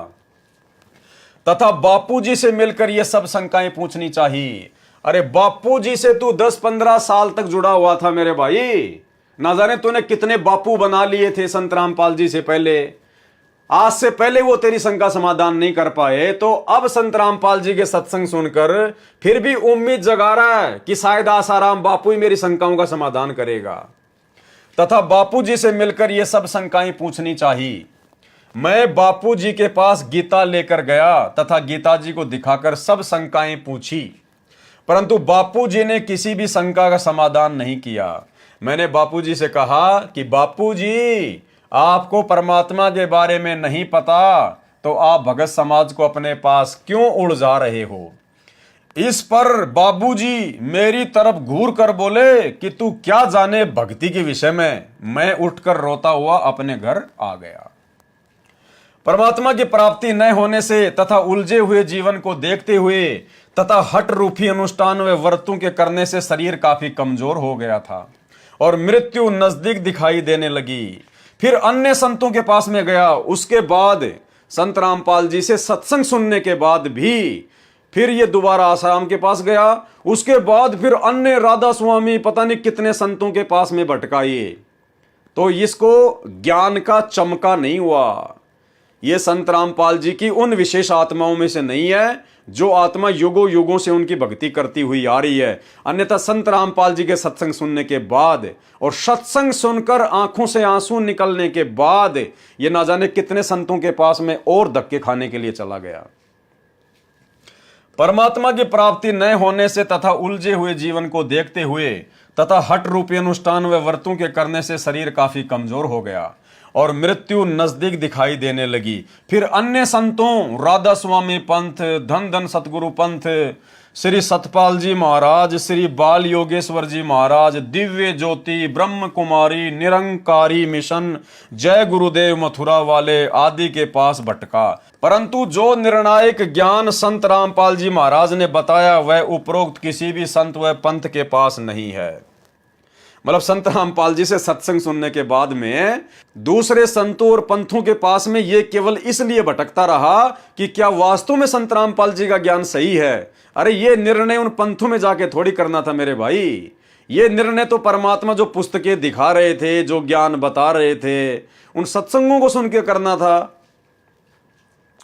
वह उपरोक्त किसी भी संत व पंथ के पास नहीं है। मैं पश्चाताप करने लगा कि इस समय शायद पृथ्वी पर कोई भी संत ऐसा नहीं है जिसको परमात्मा प्राप्ति हुई हो। देखा, संत रामपाल जी के सत्संग सुनने के बाद में दर दर भटका और फिर क्या सोच रहा है कि मैं पश्चाताप करने लगा कि इस समय शायद पृथ्वी पर कोई भी संत ऐसा नहीं है जिसको परमात्मा की प्राप्ति हुई हो और जो ये बता सके कि वह परमात्मा कौन है, कैसा है और कहां रहता है। ये विचार करके मैं फूट फूट कर रातों में रोता रहा। संतों से विश्वास उठ गया। मन में आने लगा कि जब श्री आसाराम जी जैसे सुप्रसिद्ध संत ही शास्त्र विधि त्याग कर मनमाना आचरण कर तथा करवा रहे हैं तो किस संत पर विश्वास किया जाए। और फिर संत रामपाल जी के बारे में इनके क्या विचार थे उनके सत्संग सुनने के बाद भी। भाई और बहनों, संत रामपाल जी ज्ञान तो श्रेष्ठ बता रहे हैं, परंतु इनके पास जन समूह कुछ भी नहीं है। इनके पास में भक्तों की भीड़ नहीं है। मतलब केवल इस बात के कारण इसने संत रामपाल जी को प्रथम बार में रिजेक्ट कर दिया कि संत रामपाल जी का ज्ञान तो श्रेष्ठ है, लेकिन इनके पास में भक्तों की भीड़ नहीं है, इनके पास में जन समूह नहीं है, इसलिए संत रामपाल जी पूर्ण संत नहीं हो सकते, इनको परमात्मा की प्राप्ति नहीं हुई है। ये हमें कहां से परमात्मा की प्राप्ति करवा देंगे। यानी भाई और बहनों, समझदार को संकेत काफी है। परमात्मा आप और हम सभी भगत भाई बहनों की तमाम भ्रमणाओं का निवारण करना चाहते हैं कि मत रह जाना इस वहम में कि वो भगत बहुत बड़ा भगत है। अरे फला फला भगत तो गुरुजी के साथ में रहा करता था, जब गुरुजी गांव गांव में जाके सत्संग करते थे। अरे ये भगत तो 24 घंटे गुरुजी के साथ में रहता है। अरे ये माई तो गुरुजी के बेड की साफ सफाई करती है। अरे ये भगत तो गुरुजी के कपड़ों के प्रेस करता है। अरे ये तो गुरुजी का ड्राइवर है, इसको तो बहुत ज्ञान होगा। इस चक्कर में मत पड़ जाना मेरे भाई और बहनों। दूर के ढोल हमेशा सुहावने लगते हैं। जब दूर आधा 1 किलोमीटर दूर कहीं जब कोई ढोलक बज रहा है ना, तो वहां बड़ा आनंद आता है, लेकिन नजदीक जाने पर वो कान फोड़ती है वो आवाज। जो दूर से जो अच्छे लग रहे थे ढोलक, जब नजदीक जाते हैं तो वो ही आवाज कान फोड़ देती है। तो भाई और बहनों, ये जो परम भगत समझे जाते थे बरवाला कांड से पहले, और वर्तमान में संगत की नादानी से जो संगत इन लोगों को परम भगत समझ रही है, इनके कुकर्म आपके सामने हैं, इनके विचार इन्हीं के इंटरव्यू के माध्यम से आप लोगों के सामने हैं। और ऐसे ऐसे सभी महान भगतों के इंटरव्यू आपको दिखाए जाएंगे, ताकि आपके अंदर से सभी प्रकार की शंकाओं का निवारण हो जाए कि भक्ति करनी है तो भाई अपने आप को अपने गुरुदेव भगवान के चरणों का दास समझकर करनी पड़ेगी। इन भक्तों के पीछे लगना, इन भक्तों को महत्व देना, विशेष इनको प्राथमिकता देना कुछ नहीं है, कुछ लेना देना नहीं है। ये समझो कि मेरे लिए सतगुरु रामपाल जी भगवान आए हैं और मैंने भक्ति करके यहां से निकलना है। बाढ़ में जाओ ये भगत और बाढ़ में जाओ गुरुजी का परिवार। ना गुरुजी का परिवार मेरी मुक्ति कर सकता और ना ये बड़े बड़े भगत मेरी मुक्ति कर सकते। मेरी मुक्ति मेरे गुरुजी से होगी, मेरे गुरुजी की भक्ति से होगी, और भक्ति भाई मेरे को मर्यादा में रह के करनी पड़ेगी। इसके अलावा किसी के चक्कर में ना आ जाना। संत रामपाल जी ज्ञान तो श्रेष्ठ बता रहे हैं, परंतु इनके पास जन समूह कुछ भी नहीं है, भीड़ नहीं है इनके पास में। ये 10, 15, 20 लोग बैठे हैं, तो संत रामपाल जी काहीं के संत हैं? ये पूर्ण संत कैसे हो सकते हैं? ये शंका मन में आई। कुछ दिनों के बाद संत रामपाल जी महाराज का एक शिष्य हमारे गांव का मिला तथा मेरी कहानी सुनकर उसने मुझे फिर से परमात्मा स्वरूप पूर्ण संत रामपाल जी महाराज के सत्संग में दोबारा लाकर बैठा दिया। मैंने 1 घंटे का सत्संग सुना और सत्संग के बाद रोता हुआ महाराज जी से मिला। महाराज जी ने मुझे सीने से लगाकर कहा कि जिस संत के पास आप जाते हो वे शास्त्र विधि त्याग कर मनमाना आचरण कर तथा करवा रहे हैं। सतगुरु रामपाल जी भगवान को इस अंतर्यामी परमात्मा को मालूम था कि जब तक इसके घुटने नहीं टूट लेंगे, हर कहीं से धक्के खा के नहीं आ जाएगा, सबका झाड़ा लेके नहीं आ जाएगा, तब तक इसको मेरी बातों पे विश्वास नहीं होगा। तो जब ये थक हार के वापस आ गया तो आते ही संत रामपाल जी ने क्या कहा? भाई ये तो अंतर्यामी है। इन्होंने आते ही बसंत से क्या कहा? मैंने 1 घंटे का सत्संग सुना और सत्संग के बाद रोता हुआ महाराज जी से मिला। महाराज जी ने मुझे सीने से लगाकर कहा कि जिस संत के पास आप जाते हो वे शास्त्र विधि त्याग कर मनमाना आचरण कर तथा करवा रहे हैं। गुरुदेव को पता था कि धक्के खा खू के आया है, जैसा ये सब वे पहले ही जानते थे। क्या कह रहा है बसंत सैनी? कि जैसा ये सब वे पहले ही जानते थे कि मुझे क्या चाहिए और मेरी शंकाओं का समाधान संत रामपाल जी महाराज ने अपने चरणों में बैठाकर इस तरह से किया। भाई और बहनों, क्या आप और हमारी शंकाओं का समाधान गुरुदेव ने अपने पास में बैठाकर सत्संगों के अलावा किया? कभी कभी नहीं किया। आप में से ज्यादातर सत्सेवक भाई बहन जो बरवाला कांड के बाद जुड़े हैं, जो संकल्प लेकर जुड़े हैं, आप तो साक्षात अभी तक गुरुजी से मिले भी नहीं हो, लेकिन उनके सत्संग सुनने मात्र से आज आपकी समस्त शंकाओं का समाधान हो गया। और इन आत्माओं का समाधान परमात्मा ने अपने पास में बैठाकर घंटों घंटों बैठाकर करना पड़ा। इससे सिद्ध होता है कि ये परमेश्वर की उन आत्माओं में से नहीं है जिन आत्माओं के लिए परमात्मा आज इस काल लोक में भटक रहे हैं। जैसा ये सब वे पहले ही जानते थे कि मुझे क्या चाहिए और मेरी शंकाओं का समाधान संत रामपाल जी महाराज ने अपने चरणों में बैठाकर इस तरह से किया। कैसे किया? तत्वदर्शी संत रामपाल जी महाराज ने बताया कि पवित्र गीता जी अध्याय 9 मंत्र 25 में पितर पूजना अर्थात श्राद्ध निकालना मना किया है। अन्य देवी देवताओं की पूजा करने वालों को मंद बुद्धि वाले लिखा है। गीता अध्याय 7 मंत्र 12 से 15 तथा 20 से 23 तक। परंतु श्री आसाराम जी श्राद्ध महिमा नामक पुस्तक में श्राद्ध निकालने की श्रेष्ठ विधि बताते हैं। संत श्री आसाराम जी के साबरमती अहमदाबाद आश्रम से प्रकाशित पत्रिका ऋषि प्रसाद अंक नंबर 135 मार्च 2004 में लिखा है कि भूत पूजने वाले तथा पितरों को पूजने वाले तथा अन्य देवी देवताओं को पूजने वाले क्या बनेंगे? पढ़िए पत्रिका के अगले अंक में। अगले अंक की पत्रिका ऋषि प्रसाद अंक 136 अप्रैल 2004 पेज नंबर 19 में लिखा था कि भूत पूजने वाले भूत लोकों को प्राप्त होंगे तथा पितर पूजने वाले पितर लोकों को प्राप्त होंगे तथा श्री कृष्ण के पुजारी भगवान श्री कृष्ण जी के बैकुंठ लोक को प्राप्त होंगे, अर्थात वहां उनके नौकर बनेंगे, उनके गण बनेंगे। विचार श्री आसाराम जी द्वारा प्रकाशित श्राद्ध महिमा नामक पुस्तक में पितर पूजने की अच्छी विधि भी लिखी है। यानी पितर पूजने की बहुत ही अच्छी विधि संत श्री आसाराम जी बताते हैं कि पितर पूजने की भी बहुत अच्छी विधि केवल मेरे पास ही है।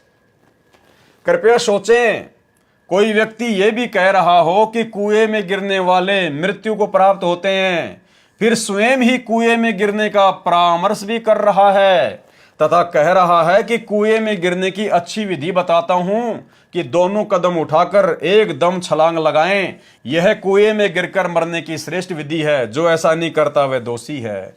यानी अपनी पत्रिका ऋषि प्रसाद में श्री आसाराम जी ये भी लिखते हैं कि भूत पूजने वाले भूत बनेंगे, पितर पूजने वाले पितर बनेंगे, और फिर अपनी पुस्तक में ये भी लिख रहे हैं कि मेरे पास में श्राद्ध निकालने की सर्वश्रेष्ठ विधि है।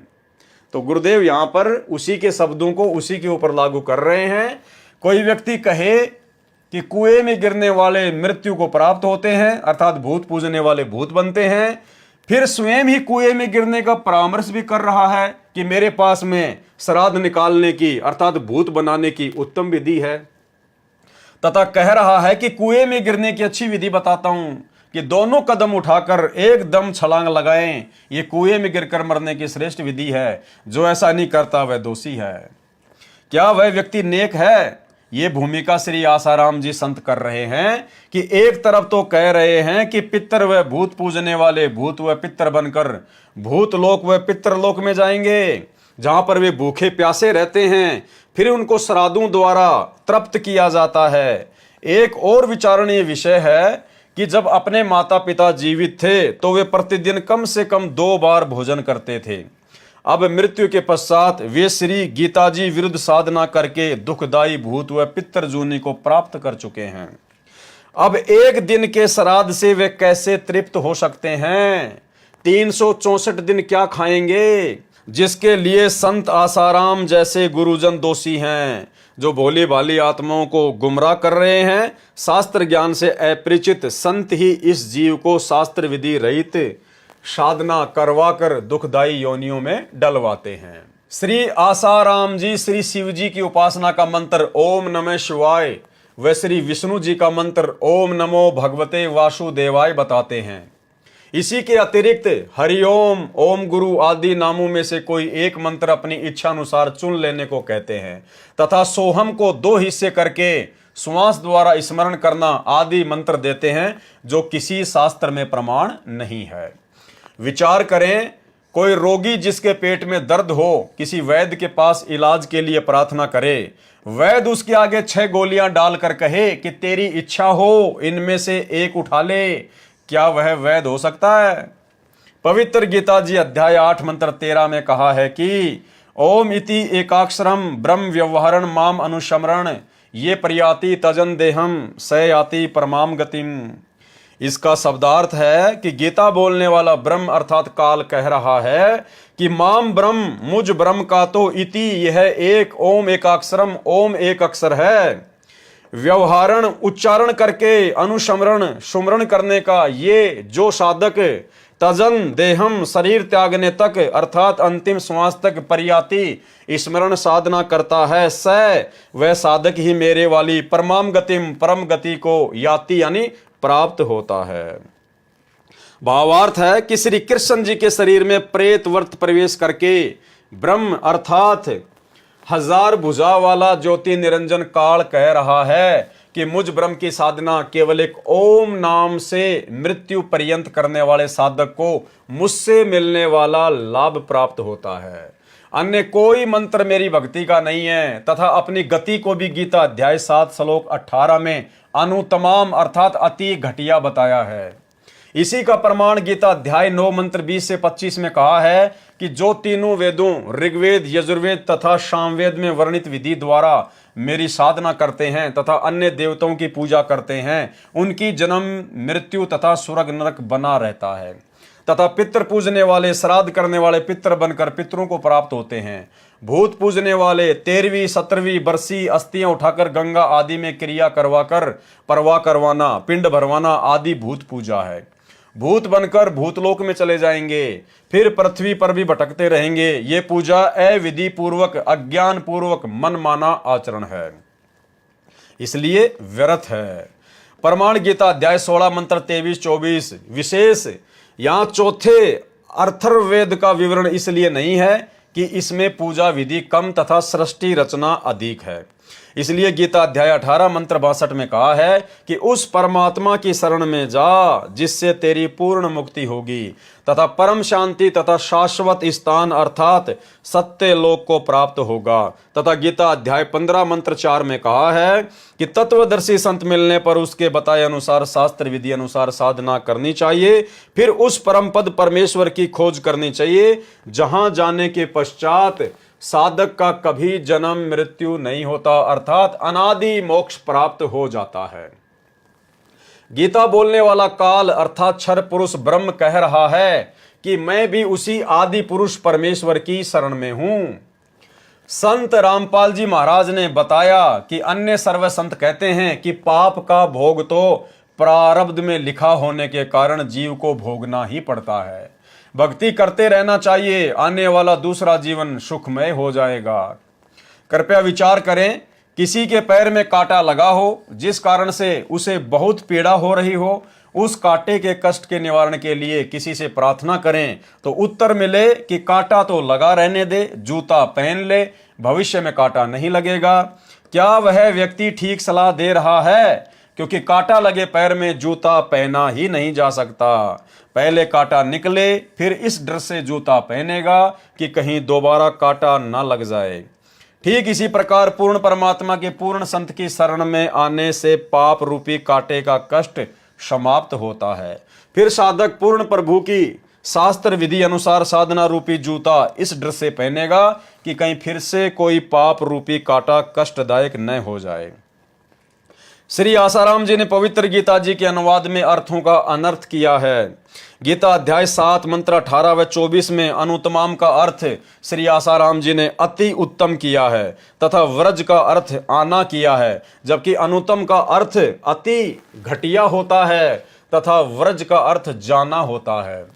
तत्व ज्ञान के अभाव से तथा तत्व ज्ञानहीन गुरुओं के कारण ही सर्व भगत समाज शास्त्र विधि रहित साधना करके मनुष्य जीवन व्यर्थ कर रहा है।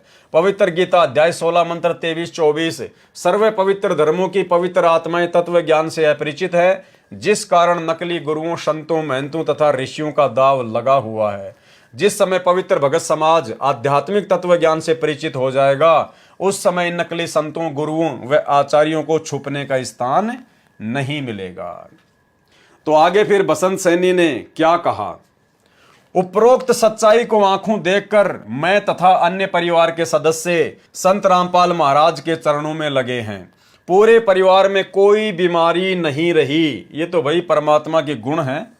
अगर परमात्मा की शरण ग्रहण करेंगे और जितने दिन मर्यादा में रहकर भक्ति करेंगे तो परमात्मा तो दया बख्शते ही हैं। पूरे परिवार में कोई बीमारी नहीं रही।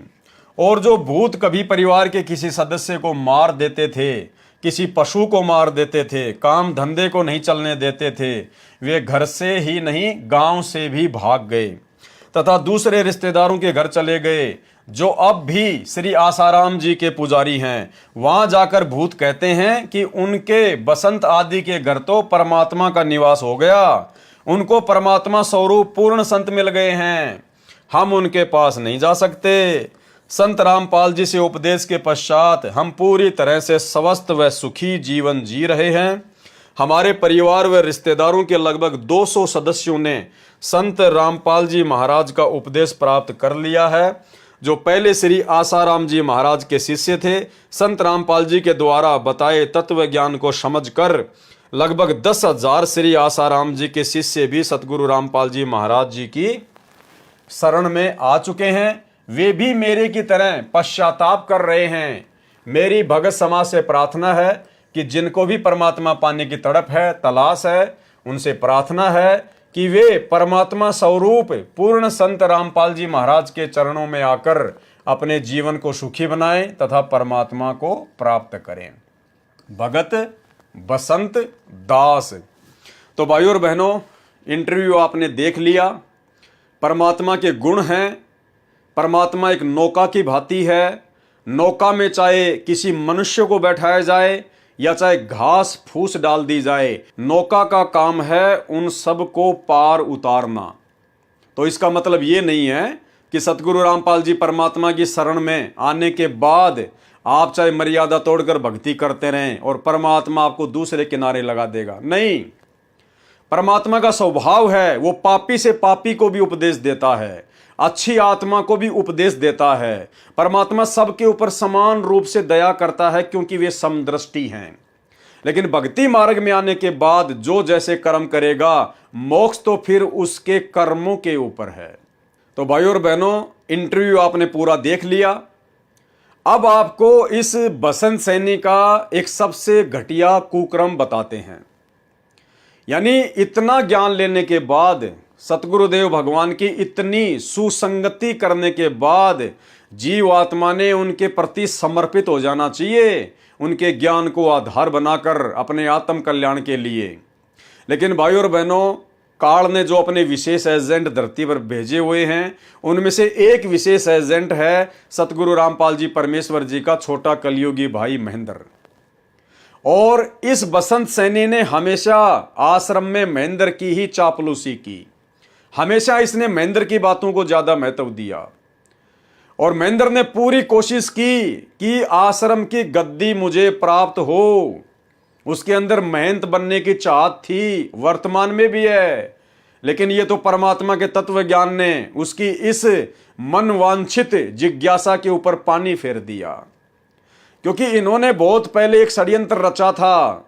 महेंद्र ने सन 2005 से पहले ही एक षड्यंत्र रच डाला था और उस षड्यंत्र का मुख्य हिस्सा ये बसंत सैनी भी था।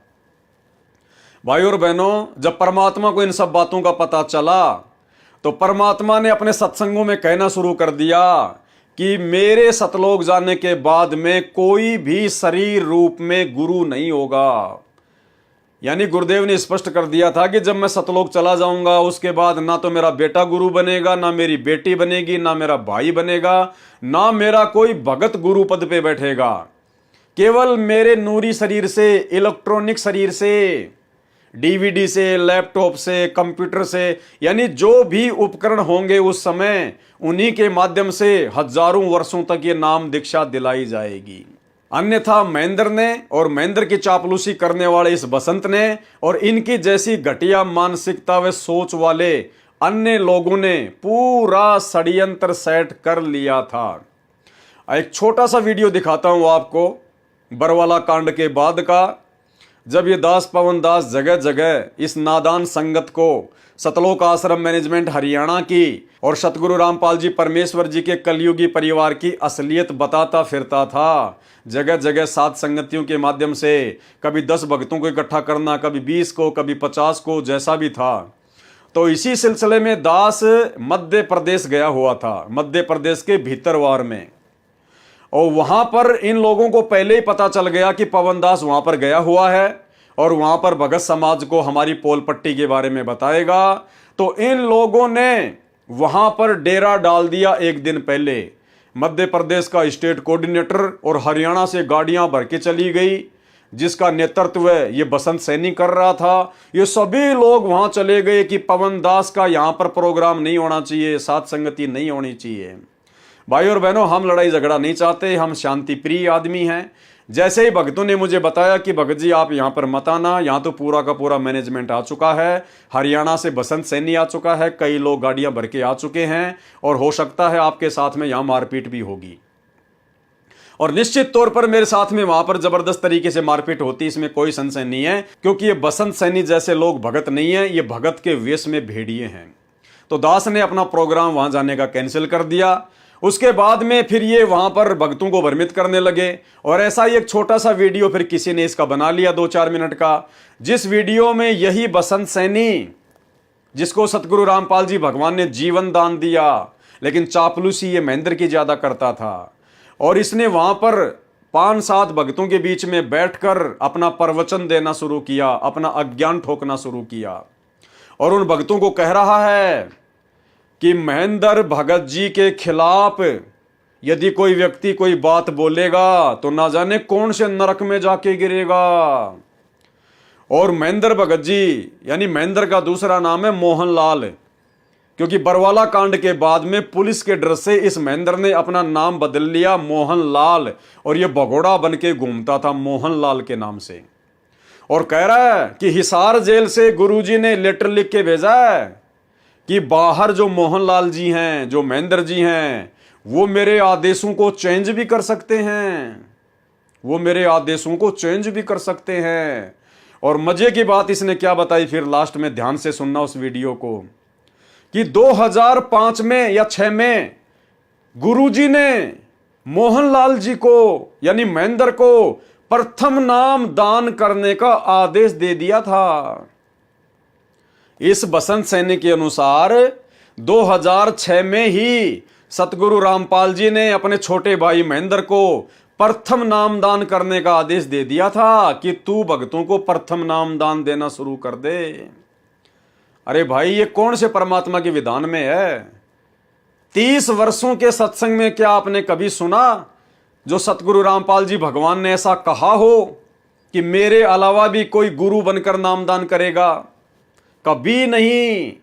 जबकि गुरुजी को जब इस बात का पता चला, ये तो अंतर्यामी है, इन्हें तो सब कुछ पहले से पता था, लेकिन जब भक्तों के माध्यम से गुरुदेव को इस बात का पता चला कि इस प्रकार का षड्यंत्र काल प्रेरणा से आश्रम में होना शुरू हो गया, तो गुरुदेव ने सत्संगों में यह कहना शुरू कर दिया कि मेरे बाद में कोई गुरु नहीं होगा। और उसके बाद फिर इन लोगों की मनसाओं के ऊपर पानी फिर गया कि गुरुजी ने तो सार्वजनिक तौर पर ही कहना शुरू कर दिया। तो एक छोटा सा वीडियो जिसमें इन लोगों ने अपना पूरा का पूरा प्लानिंग सेट कर रखा था, और ये मध्य प्रदेश में जाकर वहां भक्तों को भी भ्रमित कर रहा है और उस मोहनलाल की महानता के बारे में बता रहा है, जो कि 2 कोड़ी का जीव है, 2 कोड़ी का जीव है, कि 2006 में गुरुजी ने मोहनलाल जी को प्रथम नाम दान करने का आदेश दे दिया था। तो सुनिए भाई और बहनों, ये छोटा सा इसका वीडियो। तो हम परमात्मा ने हमारे को अपना काम दे रखा है, अगर और कोई सेवा मर्यादा मेरे करनी, वो लोगों के बेकार में ना आकर के अपना काम इतना करते रहे कि अपना भक्ति तो कर ले, नियम में रह के। उसका नियम टूट गया तो खत्म हो गए। बिल्कुल सही बात। तो गुरुजी ने मोहनलाल जी के लिए, महेंद्र भगत जी के लिए स्पेशल लेटर लिखा था भाई के भगत जी, मैं यहाँ से जो आदेश दी, वो आदेश भगत जी देखे, अगर वो कैसे एप्लीकेबल हो सकते हैं वो अपने अनुसार कर ले। बिल्कुल सही बात। क्योंकि मैं तो जेल से लिख के दे रहा हूँ, ये मालिक के खेल है। फिर मैं जो आदेश देता हूँ वो बाहर कैसे एप्लीकेबल करने हैं वो भगत जी देखे, उसमें वो चेंजमेंट कर सकते हैं। अंदर भगत जी चेंजमेंट कर सकते हैं, उनमें अपने अनुसार कर सकते हैं। जब 2006 में नाम देने तक का आदेश दे दिया था, जब 2006 में नाम देने तक का आदेश दे दिया था, जब 2006 में नाम देने तक का आदेश दे दिया था, और अब ये लिख दिया कि जैसा करना चाहे कर सकते हैं, तो हम उनको गलत कैसे कह दें? और गुरु जी ने कहा लटात पीछे जब महेंद्र भगत जी के बारे में जो गलत सोचता है पता नहीं कौन से नरक में जाएगा, यहाँ तक लिखा था गुरु जी ने। तो भाइयों और बहनों, ये वीडियो आपने सुन लिया, जो कि सरासर सतगुरु रामपाल जी परमात्मा के सत्संगों के विरुद्ध है, परमात्मा के वचनों के विरुद्ध है, उनकी आज्ञा के विरुद्ध है। केवल यहां पर इस चापलूस व्यक्ति के द्वारा उस काल एजेंट महेंद्र को महत्वता दी जा रही है संगत के बीच में बैठकर। और ये वीडियो देखकर भाइयों और बहनों, निश्चित तौर पर आपको लगा होगा कि ये पागल आदमी है। लगता है ये आदमी कोई मनोरोग से ग्रसित है, ये आदमी पागल है, पागल, ये रोगी है। क्योंकि इस प्रकार की घटिया बातें, सतगुरु के ज्ञान के विरुद्ध बातें कोई पागल व्यक्ति ही कर सकता है। और भाइयों और बहनों, जब मैं थोड़ी सी गहनता में गया, मैंने जब परमेश्वर की एक दो पुस्तकें और पढ़ी, तो मुझे यह प्रमाण भी मिल गया कि ये बसंत सैनी पागल है, पागल। ये व्यक्ति डॉक्टरों के द्वारा पागल घोषित है। जो व्यक्ति इन सतलोक आश्रमों में लोगों को सार शब्द दे रहा है, लोगों के सार नाम की परीक्षा ले रहा है, सतलोक आश्रम धनाना में बैठकर पाठ प्रकाश कर रहा है, भाइयों और बहनों, ये व्यक्ति मानसिक तौर पर पागल है, पागल। डॉक्टरों के द्वारा इसको पागल डिक्लेयर किया हुआ है। आपको सतलोक आश्रम मैनेजमेंट हरियाणा के द्वारा लिखित पुस्तकों से दिखाते हैं। सन 2014 बरवाला कांड, उस समय सतलोक आश्रम मैनेजमेंट हरियाणा ने, यानी एक राष्ट्रीय समाज सेवा समिति नाम का संगठन इन लोगों ने बनाया था, महेंद्र ने। और उस संगठन का केवल एक ही मुख्य काम था कि हम सतगुरु रामपाल जी का कोई आदेश नहीं मानेंगे। हम राष्ट्रीय समाज सेवा समिति वाले संत रामपाल जी का कोई आदेश नहीं मानेंगे। हम मनमानी करेंगे, मनमानी। हम संत रामपाल जी से किसी भी कार्य में कोई दिशा निर्देश नहीं लेंगे। दास ने आपको संध्या आरती का सरलार्थ करते समय इन्होंने सन 2010 में सतलोक आश्रम बरवाड़ा में संत रामपाल जी की आज्ञा के विरुद्ध मनमानी करते हुए जो एक मनवश संगठन खड़ा कर लिया था अपनी मनमानी करने के लिए, काल प्रेरणा से। क्योंकि भाइयों और बहनों, देखो, परमात्मा तो धरती पर आकर अपना ज्ञान दे रहा है, तो काल कहां है? काल भी तो रोकने का पूरा प्रयास करेगा ना। तो काल कहां है फिर? दयाल तो हम सबके सामने है, सतगुरु रामपाल जी। अब काल कहां है? अब काल सबके सामने तो आता नहीं, स्वयं तो अपने रूप में प्रकट होता नहीं, तो काल अपना काम कैसे करता है? वो अपने एजेंटों के अंदर प्रवेश करके अपना काम करता है। तो काल ने इन विशेष एजेंटों के अंदर प्रवेश करके महेंद्र जैसे एजेंट, बसंत जैसे एजेंट, राम कुमार ढाका जैसे एजेंट, जो कि राष्ट्रीय समाज सेवा समिति का अध्यक्ष था, और गुरुदेव का कलयुगी परिवार, उनके रिश्तेदार, इन सभी के मार्फत काल अपना पूरा काम पूरी पुरजोर कोशिश के साथ में कर रहा था, जिसका नतीजा निकला बरवाला कांड। तो दास ने उस संध्या आरती के वीडियो में आपको राष्ट्रीय समाज सेवा समिति के विषय में बताया था, और जो राष्ट्रीय समाज सेवा समिति गुरुदेव के भाई ने, सतलोक आश्रम मैनेजमेंट हरियाणा ने, जो गुरुजी को मानुष मानते थे, आज भी मानते हैं, इन लोगों ने जो संगठन खड़ा किया था, दास ने आपको उसका संविधान भी पढ़ाया था, और संविधान का पॉइंट नंबर 8 और 12 भी आपको पढ़ाया था। तो पॉइंट नंबर 12 के अंदर गुरुदेव के परिवार ने साफ साफ लिख रखा है कि हम राष्ट्रीय समाज सेवा समिति वाले संत रामपाल जी महाराज जी से किसी भी कार्य में कोई दिशा निर्देश नहीं लेंगे। अर्थात ये इतने बड़े भगत हैं कि ये अपने गुरुजी से कोई दिशा निर्देश नहीं लेंगे, ये गुरुजी से कोई बात भी नहीं करेंगे, ये केवल अपनी मनमानी करेंगे, मनमानी। तो पहले ये छोटा सा वीडियो देखिए आप, और ये है 12वां नियम। अब 12वें नियम को भाइयों और बहनों आंख फाड़ के देख लेना। अगर जरा से भी बुद्धि तुम्हारे अंदर होगी तो समझ में आ जाएगा कि आप किन मूर्ख और मनवश लोगों के पीछे इन आश्रमों में धक्के खा रहे हो। राष्ट्रीय समाज सेवा समिति संत रामपाल जी महाराज से, अब राष्ट्रीय समाज सेवा समिति में कौन कौन लोग शामिल हैं? गुरुजी के दोनों बेटे, गुरुजी का भाई, ये जितने भी स्टेट कोऑर्डिनेटर हैं, और जितने भी बड़े बड़े जो सतलोक आश्रम बरवाला में सेवादार थे, जो 24 घंटे गुरुजी के साथ में रहते थे, बलजीत लहरी, राम कुमार ढाका, और भी जो गुरुजी के रिश्तेदार थे वो सारे। तो क्या कह रहे हैं कि राष्ट्रीय समाज सेवा समिति, यानी ये सभी लोग संत रामपाल जी महाराज से यानी अपने गुरुजी से किसी प्रकार के कार्य में दिशा निर्देश नहीं लेंगे। यानी हम अपनी मनमानी करेंगे, अपने हिसाब से सारा काम करेंगे। हम राष्ट्रीय समाज सेवा समिति वाले तमाम लोग यानी गुरुजी के परिवार वाले, गुरुजी के भाई बंधु, गुरुजी के रिश्तेदार, हम संत रामपाल जी से किसी भी कार्य में कोई दिशा निर्देश नहीं लेंगे। हम संत रामपाल जी से कोई सलाह नहीं लेंगे। हम अपने दिमाग से ही सारा काम करेंगे। राजनीति को सेट करने का, न्यायालयों में भ्रष्टाचार को सेट करने का, दुनिया को सुधारने का। यह है पॉइंट नंबर 12। यह है काल प्रेरणा। इसलिए गुरुजी ने बरवाला कांड के बाद में मीडिया के सामने सरेआम पूरी दुनिया के सामने कहा था कि ये जितने भी कमांडो थे जो काले कपड़े पहन के जो वहां पे लेके लठ पुलिस वालों के सामने खड़े थे, ये मेरे भगत नहीं थे। तो मीडिया वालों ने पूछा बाबा कौन थे, कि वो राष्ट्रीय समाज सेवा समिति के लोग थे। तो मीडिया वालों ने कहा कि बाबा समिति भी तो आपकी है। तो गुरुजी ने कहा कि नहीं, समिति मेरी नहीं है। आगे आपको वीडियो सुनाएंगे, पहले इनका नियम सुन लो। राष्ट्रीय समाज सेवा समिति संत रामपाल जी महाराज से किसी प्रकार के कार्य में दिशा निर्देश नहीं लेगी। अब संत रामपाल जी को इन लोगों ने सेवा बांट दी। अरे भक्ति में तो गुरु सेवा बांटता है, और इनको देखो नालायकों को, ये अपने गुरुजी को सेवा बांट रहे हैं कि संत रामपाल जी को केवल इतना ही काम करना है, इससे ज्यादा नहीं।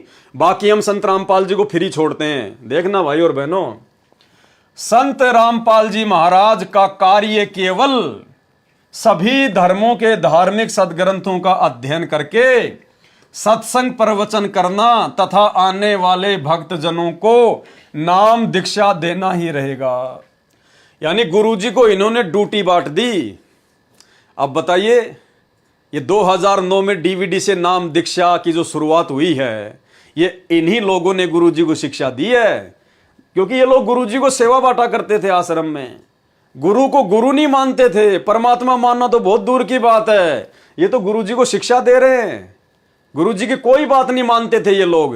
2010 से जब से राष्ट्रीय समाज सेवा समिति बनी है, ये गुरुजी के बेटा बेटी, गुरुजी के भाई, इस 12वें नियम के तहत कि हम संत रामपाल जी से कोई दिशा निर्देश नहीं लेंगे, ये लोग अपना मनमाना आचरण करते आ रहे हैं, मनमाना काम करते आ रहे हैं। तो क्या कह रहे हैं, संत रामपाल जी महाराज का कार्य केवल सभी धर्मों के धार्मिक सदग्रंथों का अध्ययन करके सत्संग प्रवचन करना तथा आने वाले भक्तजनों को नाम दीक्षा देना ही रहेगा। यानी केवल इतना ही काम करना है संत रामपाल जी ने। अतः संत रामपाल जी महाराज अन्य सभी प्रकार की जिम्मेदारियों से मुक्त रहेंगे। यानी गुरुजी को इन्होंने जिम्मेदारी बांट दी कि गुरुजी का काम केवल ये धार्मिक किताबें पढ़ना, सत्संग करना महीने में 2 बार, और जो भगत आवे उनको नाम दीक्षा देना। बस इससे ज्यादा गुरुजी और कुछ नहीं करेंगे। बाकी उनको जिम्मेदारियों से फ्री किया जाता है। बताओ, ये भगवान को फ्री कर रहे हैं। अरे इसी को तो काल प्रेरणा कहते हैं। अब हाथ कंगन को आरसी क्या, पढ़े लिखे को फारसी क्या। अब भाई और बहनों, इससे ज्यादा क्या आपको ये सीना फाड़ के दिखाऊं कि ये सब के सब काल के दूत हैं, काल के एजेंट हैं। ये गुरु को परमात्मा नहीं मानते, गुरु को भगवान नहीं मानते। और यही कारण था कि इन लोगों ने 2009 में गुरुजी को डीवीडी से नाम दीक्षा देने के लिए शिक्षा दी, सलाह दी। और इसीलिए गरीबदास जी महाराज ने कहा कि गुरु मानुष कर जानते, वो नर कहिए अंधे, ओवें दुखी संसार में आ गए यम के फंदे। तो अब आपको समझ में आ जाना चाहिए। और गुरुजी ने सरेआम इस राष्ट्रीय समाज सेवा समिति से अपना पल्ला झाड़ लिया। भाई जब ये लोग गुरुजी से किसी प्रकार का कोई सलाह मशवरा नहीं ले रहे हैं, कह रहे हैं हम तो मनमानी करेंगे अपनी, तो संत रामपाल जी ने भी कह दिया भाई बरवाला कांड के बाद, जब मीडिया वाले ने पूछा कि बाबा इतने गुंडे खड़े थे आपके आश्रम के बाहर काले कपड़े वाले, तो गुरुजी ने कहा कि वो मेरे नहीं थे, वो राष्ट्रीय समाज सेवा समिति के थे, इस काल प्रेरित संगठन के थे। तो मीडिया वाले ने कहा कि बाबा समिति भी तो आपकी है। तो गुरुजी ने कहा कि नहीं, समिति मेरी नहीं है। सुनिए वीडियो। इतने इल्जाम है सर, आपके ऊपर इतने इल्जाम झूठे कैसे हैं आपके ऊपर? आपके गुंडे इतने खड़े थे वहाँ पे, हजारों आदमी हरियाणा पुलिस से। मेरे नीचे राष्ट्रीय समाज सेवा समिति। नहीं तो आपकी समिति है? अरे आपकी समिति है बाबा। आप अपने आप को संत कहते हैं, आप संत कहना लायक भी है? आप आपसे भी जवाब दीजिए। आपके वहाँ इतनी फोर्स, इतने गुंडे, इतने आर्मी खड़ी है हरियाणा पुलिस के ऊपर। तो भाई और बहनों, अब तो आपको विश्वास हो जाना चाहिए कि ये सारा का सारा बरवाला कांड जो है काल का षड्यंत्र था। ये गुरुजी के परिवार की मनमानियों का नतीजा है, उनकी आध्यात्मिक अज्ञानता का नतीजा है। तो ये आपके सामने।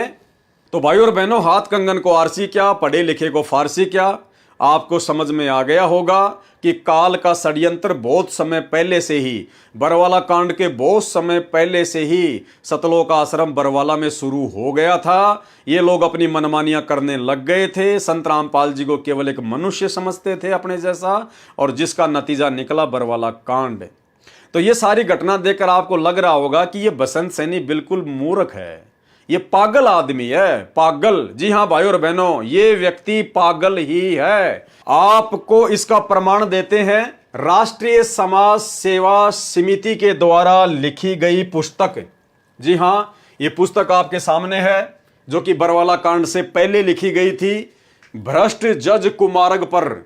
ये पुस्तक आपको सतलोक आश्रम मैनेजमेंट हरियाणा ने जो अपनी वेबसाइट बना रखी है www.jagatgururampalji.org, ये आपको इनकी वेबसाइट के ऊपर भी मिल जाएगी। जब आप इनकी वेबसाइट के पब्लिकेशन पेज पर जाएंगे तो वहां पर आप जी इस पुस्तक की पीडीएफ को डाउनलोड कर सकते हैं और इसका पेज नंबर 70 देख सकते हैं। पेज नंबर 70 पर नीचे आप जी देख सकते हैं।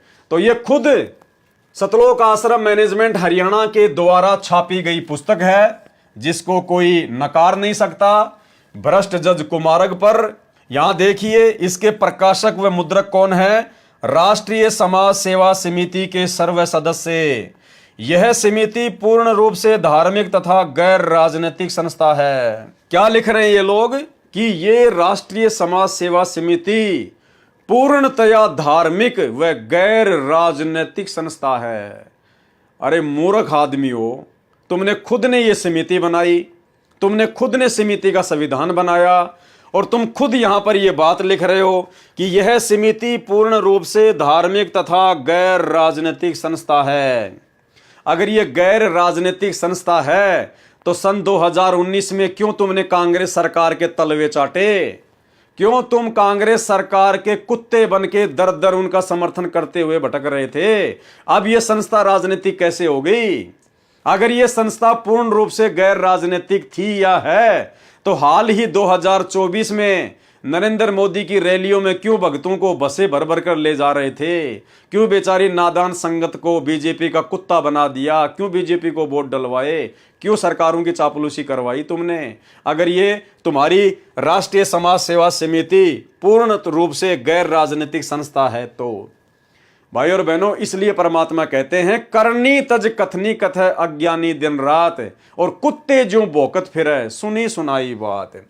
तो ये खुद सतलोक आश्रम मैनेजमेंट हरियाणा के द्वारा लिखी गई पुस्तक है, इसी राष्ट्रीय समाज सेवा समिति के द्वारा लिखी गई पुस्तक, जिस राष्ट्रीय समाज सेवा समिति का सदस्य ये व्यक्ति बसंत सैनी है। पढ़ो और पढ़ाओ। संत रामपाल दास महाराज, सतलोक आश्रम, बंदी छोड़ भक्ति मुक्ति ट्रस्ट।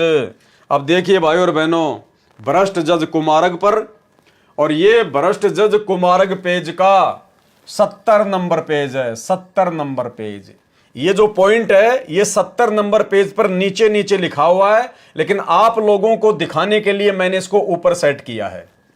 भ्रष्ट जज कुमारग पर और इस बसंत सैनी व्यक्ति के बारे में क्या लिखा है भाई और बहनों, आप खुद पढ़ लेना। सन 2010 में हमने एक पुस्तक सच बनाम झूठ सर्व न्यायाधीशों तथा सर्व एमपी तथा एमएलए को स्पीड रजिस्टर्ड पत्र पोस्ट से भेजी थी। ये जो सच बनाम झूठ नाम की जो पुस्तक है जिसका जिक्र किया गया है, ये इसी बसंत सैनी ने लिखी थी। जजों के खिलाफ इसी बसंत सैनी ने लिखी। सन 2010 में हमने एक पुस्तक सच बनाम झूठ सर्व न्यायाधीशों तथा सर्व एमपी तथा एमएलए को स्पीड रजिस्टर्ड पत्र पोस्ट से भेजी थी। जिसमें भ्रष्ट राजनेताओं तथा भ्रष्ट जजों का कंधे से कंधा मिलाकर किए भ्रष्टाचार की जानकारी दी गई थी। यानी बसंत सैनी जी ने देश भर के सभी भ्रष्ट जजों की पूरी जो भ्रष्ट प्रणाली थी विशेष गहन अध्ययन करके उस पुस्तक में लिखी और सभी एमएलए और एमपीज को बांटी गई। उस आधार से आज तक भ्रष्टों पर कोई कार्रवाई नहीं की गई है। उल्टा हमारे एक सदस्य भगत बसंत दास पर कोर्ट की मानहानि का केस माननीय भ्रष्ट जज हेमंत गुप्ता जी ने पंजाब व हरियाणा हाई कोर्ट में स्वयं संज्ञान लेकर मुकदमा नंबर CROCP नंबर 22/2011 बना दिया। साबित हो गया कि ये बसंत सैनी, ये पागल आदमी राष्ट्रीय समाज सेवा समिति का सदस्य है। क्योंकि ये बात कौन बोल रहा है? राष्ट्रीय समाज सेवा समिति वाले बोल रहे हैं। और क्या कह रहे हैं? उल्टा हमारे एक सदस्य यानी राष्ट्रीय समाज सेवा समिति का सदस्य था ये बसंत सैनी, उल्टा हमारे एक सदस्य बसंत सैनी पर यानी भगत बसंत दास पर कोर्ट की मानहानि का केस माननीय भ्रष्ट जज हेमंत कुमार गुप्ता जी ने पंजाब व हरियाणा हाई कोर्ट में स्वयं संज्ञान लेकर मुकदमा नंबर CROCP नंबर 22/2011 बना दिया। अब उसके बाद क्या हुआ?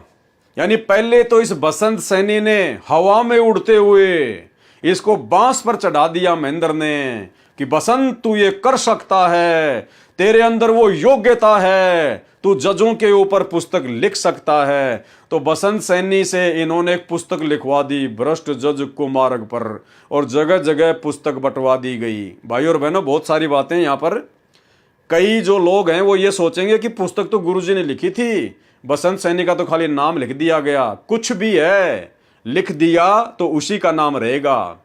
तो पहले तो इसे पुस्तक लिखवा दी गई और फिर किसी जज ने संज्ञान लेते हुए इस बसंत सैनी के ऊपर मुकदमा ठोक दिया, खुद ही जज ने।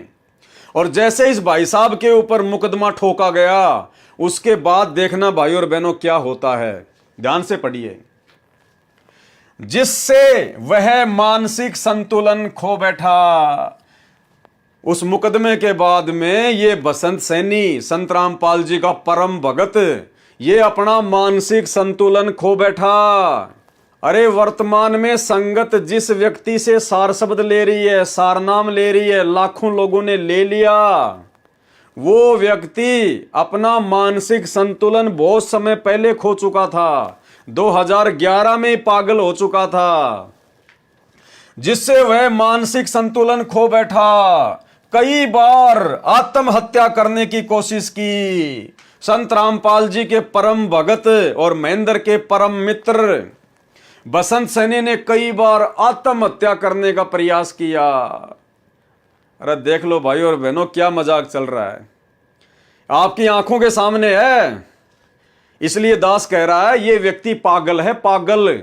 डॉक्टरों ने इसको मनोरोगी घोषित कर रखा है। ये व्यक्ति अपने होशो हवास में नहीं है और ऐसे पागलों से ये संगत सार शब्द ले रही है, सार नाम ले रही है।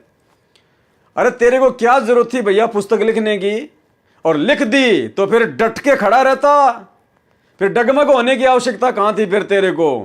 पहले तो जोश में आके पुस्तक लिख दी, पहले तो दादा बन गया, मान बढ़ाई का भूखा। और जब हाई कोर्ट में इसके ऊपर जब मुकदमा हुआ तो भाई अपना मानसिक संतुलन खो बैठा और आत्महत्या करने का प्रयास करने लगा। मैं नहीं कह रहा भाई, ये खुद ही लिख रहे हैं। अब संत रामपाल जी से सार नाम प्राप्त, सार शब्द प्राप्त भगत भी यदि आत्महत्या करने की सोच रहा है, बार बार प्रयास कर रहा है, तो भाई और बहनों समझ लो उसको कहां तक का ज्ञान है। अरे संत रामपाल जी तो कहते हैं कि आत्महत्या करने वाला तो दुनिया का सबसे बड़ा कायर व्यक्ति है, सबसे बड़ा कायर। जिसको आध्यात्मिक ज्ञान की समझ नहीं होती वो व्यक्ति इस मनुष्य देह को समाप्त करने की सोच सकता है। उसको तो गधे की संज्ञा दी है परमात्मा ने, गधे की संज्ञा। अब बताओ, संत रामपाल जी से 15-20 साल से भक्ति लेने के बाद, संत रामपाल जी की इतनी संगति करने के बाद, और महेंद्र का राइट हैंड, काल का विशेष एजेंट, और वर्तमान में जो व्यक्ति भक्तों को सार शब्द दे रहा है, सार नाम दे रहा है, उस व्यक्ति के ये लक्षण हैं जिससे वह मानसिक संतुलन खो बैठा, कई बार आत्महत्या करने की कोशिश की। उसका PGIMS रोहतक के मनोरोग विभाग में उपचार चल रहा है, उसका रोहतक में इलाज चल रहा है। पागलपन के दौरे पड़ते हैं इसको। मनोरोग चिकित्सा विभाग उसका, यानी किसका, बसंत सैनी का PGIMS रोहतक के मनोरोग विभाग में उपचार चल रहा है। अरे इस बसंत सैनी का तो इलाज चल रहा है, ये पागल है, अभी पागल है। अब भाई और बहनों, हाथ कंगन को आरसी क्या, पढ़े लिखे को फारसी क्या, अब इससे ज्यादा आपको क्या समझा सकते हैं, क्या बता सकते हैं। भाई और बहनों, इसलिए सतगुरु रामपाल जी भगवान ने साध संगति के माध्यम से इस पवन दास की ड्यूटी लगाई है। ये इंटरव्यू आपने पहले भी पढ़ा होगा, ज्ञान गंगा पुस्तक में भी इसका इंटरव्यू लिखा हुआ है, लेकिन आपको इस प्रकार से ये बातें समझ में नहीं आने वाली थी। इनकी असलियत क्या है इन भगतों की। ये भगत के भेष में भेड़िए हैं, भगत के भेष में भेड़िए। हमें इनसे सावधान रहना होगा, ऐसे भक्ति नहीं बनेगी भाई और बहनों। आंख बंद करके भक्ति करने से भक्ति नहीं बनेगी। यदि संगत ने अपना ये जीवन सफल करना है, अपनी भक्ति को सफल करना है, तो भाई गुरुदेव भगवान के जेल में रहते सहते इन आश्रमों में धक्के खाने से बचना होगा। इन जैसे बसंत सैनी जैसे मनोरोगी व्यक्तियों से, इस जैसे पागल व्यक्तियों से बचना होगा। अरे तुम तो एक पागल से सार नाम लेके आ गए, एक पागल से सार शब्द लेके आ गए, और पागल ने सबको पागल बना दिया, सबको पागल बना दिया। भाई और बहनों, यह हकीकत है, और यह हकीकत सतगुरु रामपाल जी भगवान ने सबके सामने उजागर करवानी थी। और परमात्मा इस बसंत सैनी जैसे सभी बड़े बड़े परम भक्तों की सच्चाई उजागर करवाएंगे। धीरे धीरे धीरे धीरे इन सब का काला चिट्ठा, इन सब का आडंबर, इनका पाखंड, इनका अज्ञान, कि 20-20 साल से सतगुरु की शरण में रहने के बावजूद भी इन लोगों को कितना ज्ञान है, कितना ये लोग सतगुरु रामपाल जी भगवान को समझ पाए, कितना ये इनके भक्ति मार्ग को समझ पाए। ये तो केवल मान बढ़ाई के भूखे हैं, केवल मान बढ़ाई के भूखे। इनको केवल माया चाहिए, माया। ये काल के द्वारा भेजे गए स्पेशल एजेंट हैं, उस कमाल की तरह। संगत बेचारी नादान है, भोली है, इनको समझ नहीं पा रही। तो भाई और बहनों, समझाने के लिए परमात्मा ने 7 संगतियां शुरू करवाई है। आपकी आंखों के सामने है ये व्यक्ति बसंत सैनी, जिसका इंटरव्यू ज्ञान गंगा पुस्तक में भी है और भक्ति और भगवान पुस्तक में भी परमात्मा ने लिख दिया। ये व्यक्ति पूर्णतया मानसिक रोगी है, जिससे वह मानसिक संतुलन खो बैठा, कई बार आत्महत्या करने की कोशिश की। उसका PGIMS रोहतक के मनोरोग विभाग में उपचार चल रहा है। आपकी आंखों के सामने है भाई और बहनों। अब इससे ज्यादा आपको और कैसे समझा सकते हैं। जितनी बुद्धि परमात्मा ने दी है, जो प्रमाण परमात्मा ने दिए हैं, आपकी आंखों के सामने पेश कर दिए हैं। भाई समझना ना समझना, ये देखो भगत के संस्कारों के ऊपर है। दूसरी बात भाई और बहनों, इस बसंत सैनी ने मेरे साथ में मारपीट की, मुझे जानवरों की तरह अपने साथियों के साथ मार के गया। वीडियो आपने देख लिया, लेकिन मैंने कभी भी अपने मन में इसके प्रति कोई नफरत, कोई राग द्वेष, ईर्ष्या पैदा नहीं की। इसके कर्म इसके साथ हैं, इसको भोगने पड़ेंगे। मेरे कर्म मेरे साथ हैं, अगर मैंने कुछ गलत किया होगा तो मुझे भोगने पड़ेंगे। राम किसी को मारे नहीं, मारे तो हत्यारा राम, अपने आप ही मर जाएंगे कर कर खोटे काम। दास की परमात्मा ने ड्यूटी लगाई है। भाई दास तो अपने गुरुदेव के प्रति अपनी ड्यूटी को पूरी वफादारी से निभाने का प्रयास करता रहेगा। मेरे प्रति कोई क्या सोचता है, क्या नहीं सोचता है, वो सोचे या ना सोचे, मुझे कोई फर्क नहीं पड़ता है। मैं गुलामी, मैं ड्यूटी अपने गुरुदेव भगवान की कर रहा हूं, किसी और की नहीं कर रहा। बाकी मेरा फर्ज है, मेरा कर्तव्य है, आप सभी मेरे भगत भाई बहन हैं, आप जियों तक इन जैसे मनोरोगी भक्तों की सच्चाई पहुंचाना मेरा कर्तव्य है। ये ड्यूटी मुझे परमात्मा ने दी है, मैं अपनी ड्यूटी निभा रहा हूं, और जब तक परमात्मा ने सांसें दी है तब तक निभाता ही रहूंगा। तो आज पुस्तक भक्ति और भगवान के ऊपर आपको प्रभु प्यासे भगत बसंत सैनी के विषय में पूरी जानकारी दे दी गई है। भाई और बहनों, सावधान हो जाना। जो उन आश्रमों में जाते हैं, इन जैसे लोगों को परम भगत मान के और उनके पीछे पीछे दौड़ते हैं, भाई सावधान हो जाना। भक्ति करनी है तो भगवान के पीछे दौड़ो, भगवान की चापलूसी करो। आश्रमों में जाने की जरूरत नहीं है। ये आश्रम गुरुदेव की आज्ञा के विरुद्ध हैं, गुरुदेव के भक्ति विधान के विरुद्ध हैं। और आने वाले दिनों में भाई और बहनों आपको किसी प्रसंगवश ये भी दिखाएंगे कि आने वाले दिनों में परमात्मा इन सभी आश्रमों को नष्ट करके, खंडित करके, अपना पूरा भक्ति विधान सेट करके फिर सतलोक जाएंगे। कोई ज्योति पाठ कराने की आवश्यकता नहीं पड़ेगी आगे। परमात्मा ने सत्संग में स्पष्ट कह रखा है कि ज्योति पाठ करवाने की फिर आगे कोई आवश्यकता नहीं पड़ेगी, ना कोई आश्रमों की आवश्यकता पड़ेगी। तो भाई और बहनों, अपने सतलोक जाने के बाद में परमात्मा ने इस धरती पर हजारों वर्षों तक जिस प्रकार से अपने इस कबीर मार्ग को, 13वें कबीर पंथ को चलाना है, वो विधि परमात्मा ने काफी वर्ष पहले से ही साध संगतियों के माध्यम से रिहर्सल शुरू करवा दी है। ज्ञान को आधार, गुरु को भगवान और घर को आश्रम, ये 3 चीज नोट कर लो। आने वाले समय में इन्हीं तीनों चीजों पर आधारित होकर आपने भक्ति करनी पड़ेगी। ना कोई आश्रम होगा, ना कहीं कोई ज्योति पाठ होगा। ज्ञान को आधार, गुरु को भगवान और घर को आश्रम, और नेक नीति से अपना काम धंधा करो। मर्यादा में रहोगे तो परमात्मा ले जाएगा, नहीं तो भाई भक्ति करते करते यहीं धक्के खाते रहना है। तो आज के वीडियो में केवल इतना ही। परमात्मा हम सबको इजाजत दे, हम सबको परमात्मा सद्बुद्धि दे, सबको परमेश्वर अपना आशीर्वाद दे। बंदी छोड़ सतगुरु रामपाल जी भगवान की जय हो।